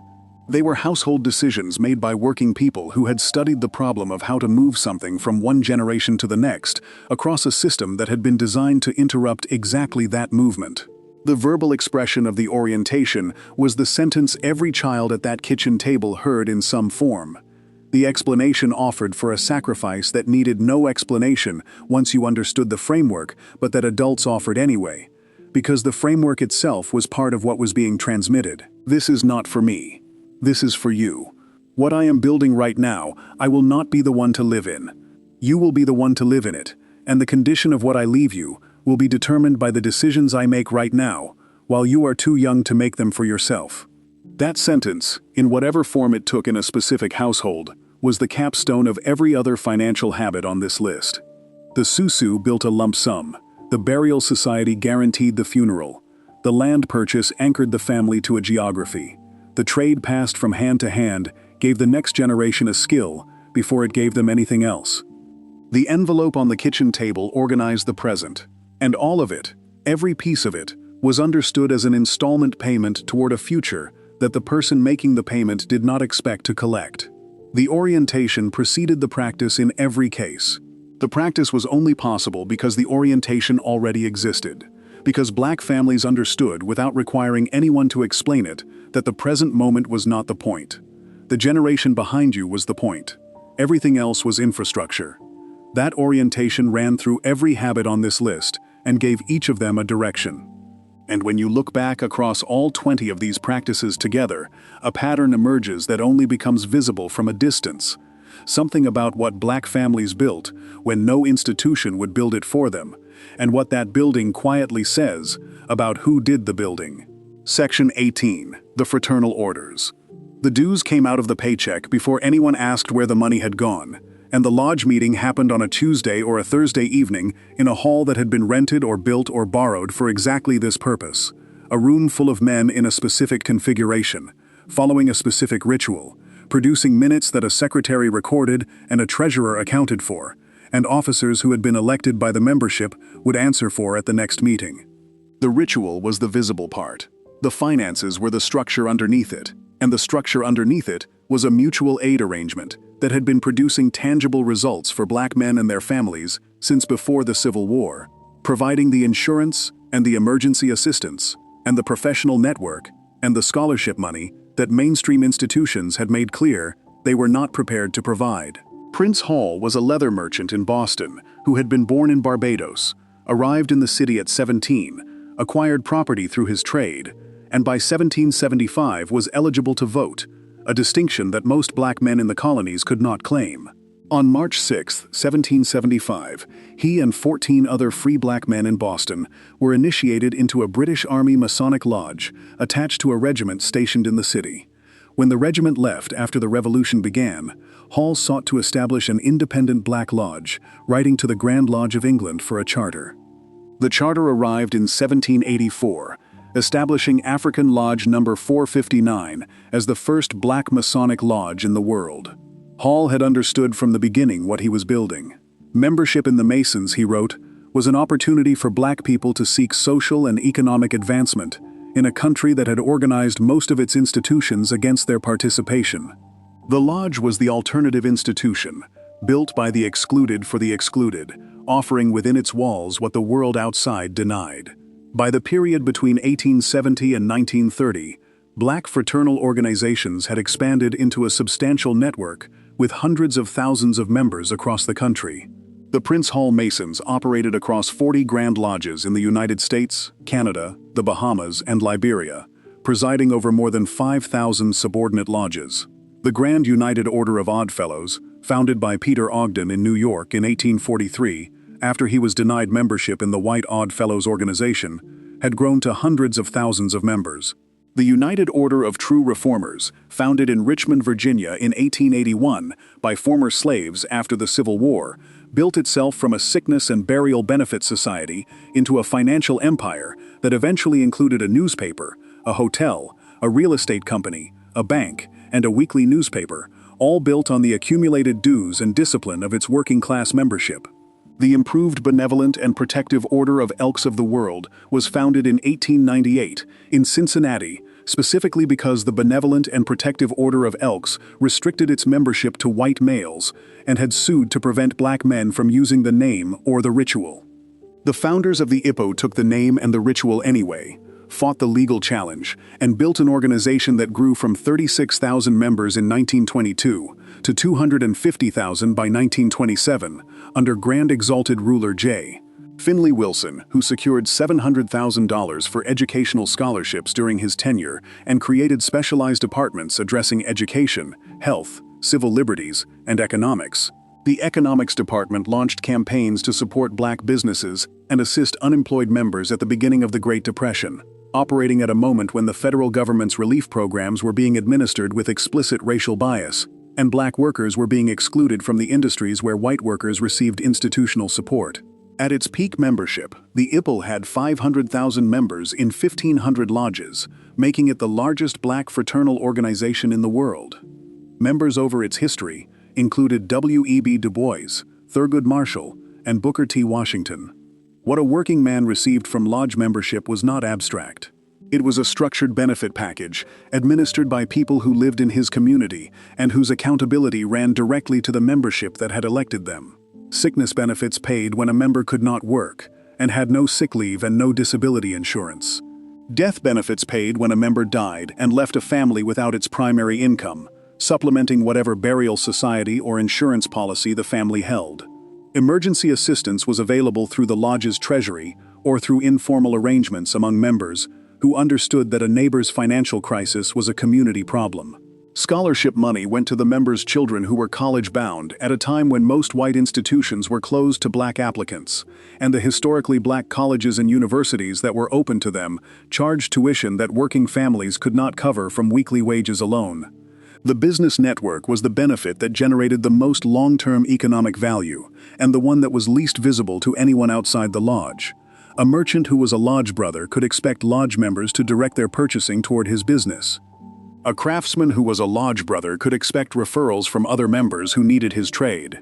A professional, a doctor or a lawyer, or an accountant, who was a lodge brother had access to a client base of community members who knew his reputation, through the same network that governed every other aspect of lodge life. The fraternal order functioned, in economic terms, as a black chamber of commerce and a credit reference system and an employment network and a professional association simultaneously, all financed by dues and governed by the members who paid them. The organizations declined through the second half of the 20th century as desegregation opened mainstream institutions and as television and other forms of entertainment replaced the social function the lodge had provided. Some lodges closed. Some consolidated. The remaining ones carried the tradition into the present, with reduced membership and reduced financial function, because the specific conditions that had made the financial function essential had been partially addressed by civil rights legislation that the fraternal orders themselves had lobbied for, and in some cases helped produce. The organizations that built black institutional life by necessity between Reconstruction and the Civil Rights era had, in their own way, worked toward their own partial obsolescence. Before we move on, if you're enjoying this analysis, please consider subscribing. It helps the channel tremendously. Those lodge halls held the financial infrastructure of the community when nothing else would, and the meetings that happened inside them kept money moving in ways the formal economy was designed to prevent. And when you look at everything these 20 habits built together, a shape emerges that none of them described individually, something about what all of this effort was actually for. Section 19. The Post Office and the Money Order. The job paid reliably, carried a pension, offered sick leave and vacation time, came with civil service protections that meant a supervisor could not terminate you because of your race without triggering a process that required documentation and review, and required nothing from the applicant beyond passing a written examination that evaluated performance rather than personal connections or the racial preferences of a private employer. A 1939 survey of 843 black students in the urban North asked the boys what occupation they most wanted to pursue. The majority answered post office clerk or mail carrier. They were not answering naively, they were answering from observation. The postal job was what their fathers had, and what their uncles had, and what those men had built stable households on in cities that would not allow them to become the lawyers and engineers their intelligence and education would have otherwise supported. The United States Postal Service began employing black Americans shortly after the Civil War, in the years of Reconstruction, when federal employment offered a brief window of genuine access before Jim Crow systematically closed what had briefly opened everywhere else. As private employers erected racial barriers in industry after industry, and white labor unions fought to exclude black workers from the trades, the post office held. It was a federal institution, subject to different pressures than private employers, and therefore to different outcomes. By the 1940s, 14% of all black Americans working as clerks or mail carriers had entered through that door. Some of the men delivering mail in those decades held law degrees. White law firms in the cities where they worked would not hire them. The post office would. So they carried mail, paid their mortgages, sent their children to school, and built the middle-class stability that their credentials should have produced through a different avenue, but produced through this one. The postal money order was the financial instrument that paired with the job to form a complete alternative to the banking system that had made its position on black depositors clear across a century of documented refusal. The United States Postal Service began offering money orders in 1864, initially to allow Civil War soldiers to send pay home to their families without carrying cash through territory where it could be lost or stolen. The instrument was simple. You paid the face value of the money order plus a small fee at any post office window. You received a paper instrument that the recipient could cash at any post office in the country. No bank account was required. No credit check was required. No relationship with any financial institution was required. The fee was small enough that even a household operating on tight margins could use the service without significant cost. During the Great Migration, when more than 7 million black Americans moved from the rural South to northern and western cities between 1915 and 1970, the postal money order was the primary mechanism for sending income back to family members who had not yet made the journey or who had stayed behind. A man who arrived in Chicago in 1922 and found work in the stockyards sent money orders south to his wife and children in Mississippi every 2 weeks, and those money orders were cashed at the post office in the nearest Mississippi town, and that money was what kept the family fed while the migration was completed. The transaction required no bank on either end. It required only the post office, which was in every city and every town, and which would conduct the transaction without asking about the sender's race or requiring any relationship that could be denied. The Post Office Savings Bank, which operated from 1911 to 1967, extended this function by offering savings accounts administered through post office branches to depositors who did not have or did not want bank accounts. At its peak in the 1940s, the program held billions of dollars in deposits from working-class Americans who trusted a federal institution more than they trusted private banks. A preference that in black communities had the specific historical grounding of the Freedmen's Bank collapse behind it. The postal savings account paid 2% interest, modest but guaranteed, and its depositors could access it at any participating post office without traveling to a specific bank branch. When the program closed in 1967, it left millions of depositors without the low-barrier savings option they had been using, an outcome that accelerated the use of commercial banks among populations that had managed without them. By the mid-1960s, the 3 largest post offices in the United States, New York, Chicago, and Los Angeles, were all led by black postmasters. At the end of the 20th century, black Americans comprised 21% of all postal employees. In 2020, they made up nearly a quarter of the workforce, more than double their share of the total American labor force. That concentration was not an accident of preference. It was the accumulated result of generations of black families identifying federal civil service employment as the most reliable pathway through a private labor market that graded by race, and directing their children toward it with the same intentionality they brought to every other financial decision. The postal job came with a pension. The pension was the retirement. The retirement was the security that freed the next generation from having to start over from nothing. The money order, for its part, became so embedded in the financial practice of black households that its use persisted long after bank accounts became more accessible, because the habits that protect against institutional failure do not dissolve the moment the institution in question becomes marginally more reliable.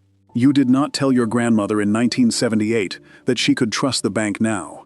She had learned what she had learned from sources she trusted more than you, and the money order window at the post office was there when she needed it, charged a small fee, and had never once failed to produce the result it promised. That record was the whole argument, and it was sufficient. What the postal job and the money order shared with every other habit in this list was the same quality that makes the whole list, when you hold it at once, add up to something larger than any of its parts. Something built not from abundance, but from refusal. Something maintained not by the system, but against it. And what you see when you trace it all the way back to its beginning is where every single one of these 20 habits actually started. Section 20, the inheritance. Every single one of these 20 habits began with the same word. That word was no. The bank said no to the mortgage. The insurance company said no to the policy, or said yes, but at a rate that described the applicant's race rather than their risk. The employer said no to the job that the degree had prepared them for. The credit union said no. The landlord said no to the neighborhood where the schools were better. The department store said no to the charge account. The union said no to membership. The professional association said no to the application. The government said no to the benefit that had been available to everyone until the moment when the person applying for it was black. No was not occasional. No was the operating environment, and what your family built, what all of these families across the country built, was built inside that operating environment, from whatever the operating environment had failed to close off entirely, which turned out to be more than anyone saying no had calculated. The Susu was built from no. The bank would not lend, so 12 women in a circle created the function of the bank and distributed its output without the bank's overhead or its racial preference. The burial society was built from no. The insurance company would not insure at an equitable rate, so the community pooled its dues and administered its own death benefits, and out of that pooling, built institutions that grew into the largest black-owned businesses in the country. The land purchase was built from no. The mortgage was unavailable, so families bought land in whatever configurations they could, and held it across generations through strategies that were improvised and imperfect, but durable enough that some of the land is still in those families' names today. The fraternal order was built from no. The white lodges would not admit black members, so black men formed their own lodges that provided their own insurance and their own networks and their own scholarships, and outlasted the conditions that had made them necessary by a century. The pattern runs through all of them without exception. Look at any of the 20 habits and trace it back far enough, and you arrive at the same point, which is the moment when a formal institution made its position on black participation clear, and what came next was not acceptance of that position, but the construction of an alternative. The construction was not always elegant. The Susu had no legal enforceability, and therefore required social structures to function. The burial society's treasury was not federally insured.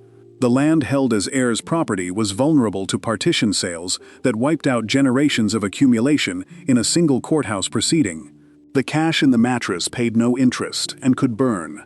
The envelope on the kitchen table produced no investment return. The postal money order charged a fee for every transaction that a checking account would have made free. Every alternative came with a cost that the formal system did not charge its preferred customers, and your family paid those costs across generations because the formal system's preferred version was not available. What that cost produced, alongside its burden, was a specific kind of knowledge. The family that had learned to build the Susu had learned something about how to create financial infrastructure from social trust that no financial literacy curriculum has ever figured out how to teach. The family that had passed a trade from parent to child had built a hedge against employer discrimination that was invisible to any balance sheet but entirely real in its effects. The family that had kept 3 generations under one roof had compressed the expenses of housing into a fraction of what separate households would have paid, and redirected the difference toward the mortgage, or the land, or the children's tuition. The family that had sat in the lodge meeting and voted on the emergency assistance budget had practiced the governance of collective resources in a room that was its own, answerable to its own members, decades before anyone began teaching civic participation as a value. You absorbed all of this without knowing you were absorbing it. The grandmother counting money at the kitchen table was not teaching financial literacy. She was managing a household. The mother, putting the envelope into the drawer on Friday night, was not demonstrating budgeting discipline. She was paying the bills. The uncle, who knew how to do the plumbing, was not demonstrating vocational excellence. He was fixing the pipes. None of it was performed for your benefit. It simply happened around you, and you filed it away in the part of the mind that records things without being asked to, and it stayed there. What you carry from all of it is not always visible as what it is. The instinct to save before spending, rather than spend before saving, was formed in a kitchen before you were old enough to have income. The discomfort with owing money to anyone traces to a warning delivered in the car when you were 9 years old that you understood completely and could not have explained. The understanding that community is an economic unit as well as a social one, that the neighbor's business is worth supporting because the neighbor's employment is adjacent to your own stability, was absorbed at a table where the adults talked about who they were buying from and why. None of it was called a curriculum. All of it was one. The 20 habits on this list are not all that was built. They are the portion that left enough of a trace to research and describe. The portion that made it into letters and surveys and oral histories, and the kind of lived detail that survives because enough people remembered it. The full archive of what Black families built from no is larger than any list can contain, because it includes every daily decision made by every household across every decade, most of them unrecorded, all of them real. What the list captures is the shape of the thing, the evidence that a systematic exclusion produced a systematic response, and that the response was not passive and was not temporary, and was not grateful for whatever it was allowed. Your family was part of that response. The specific habits they practiced, the specific institutions they joined or built, the specific version of these 20 things that lived in your particular household, those are yours. The shape they add up to is shared across every family that looked at the same word and made the same decision, which was to build something anyway, from whatever was left. If you enjoyed this video, make sure to subscribe. Thanks for watching, and I'll see you in the next one.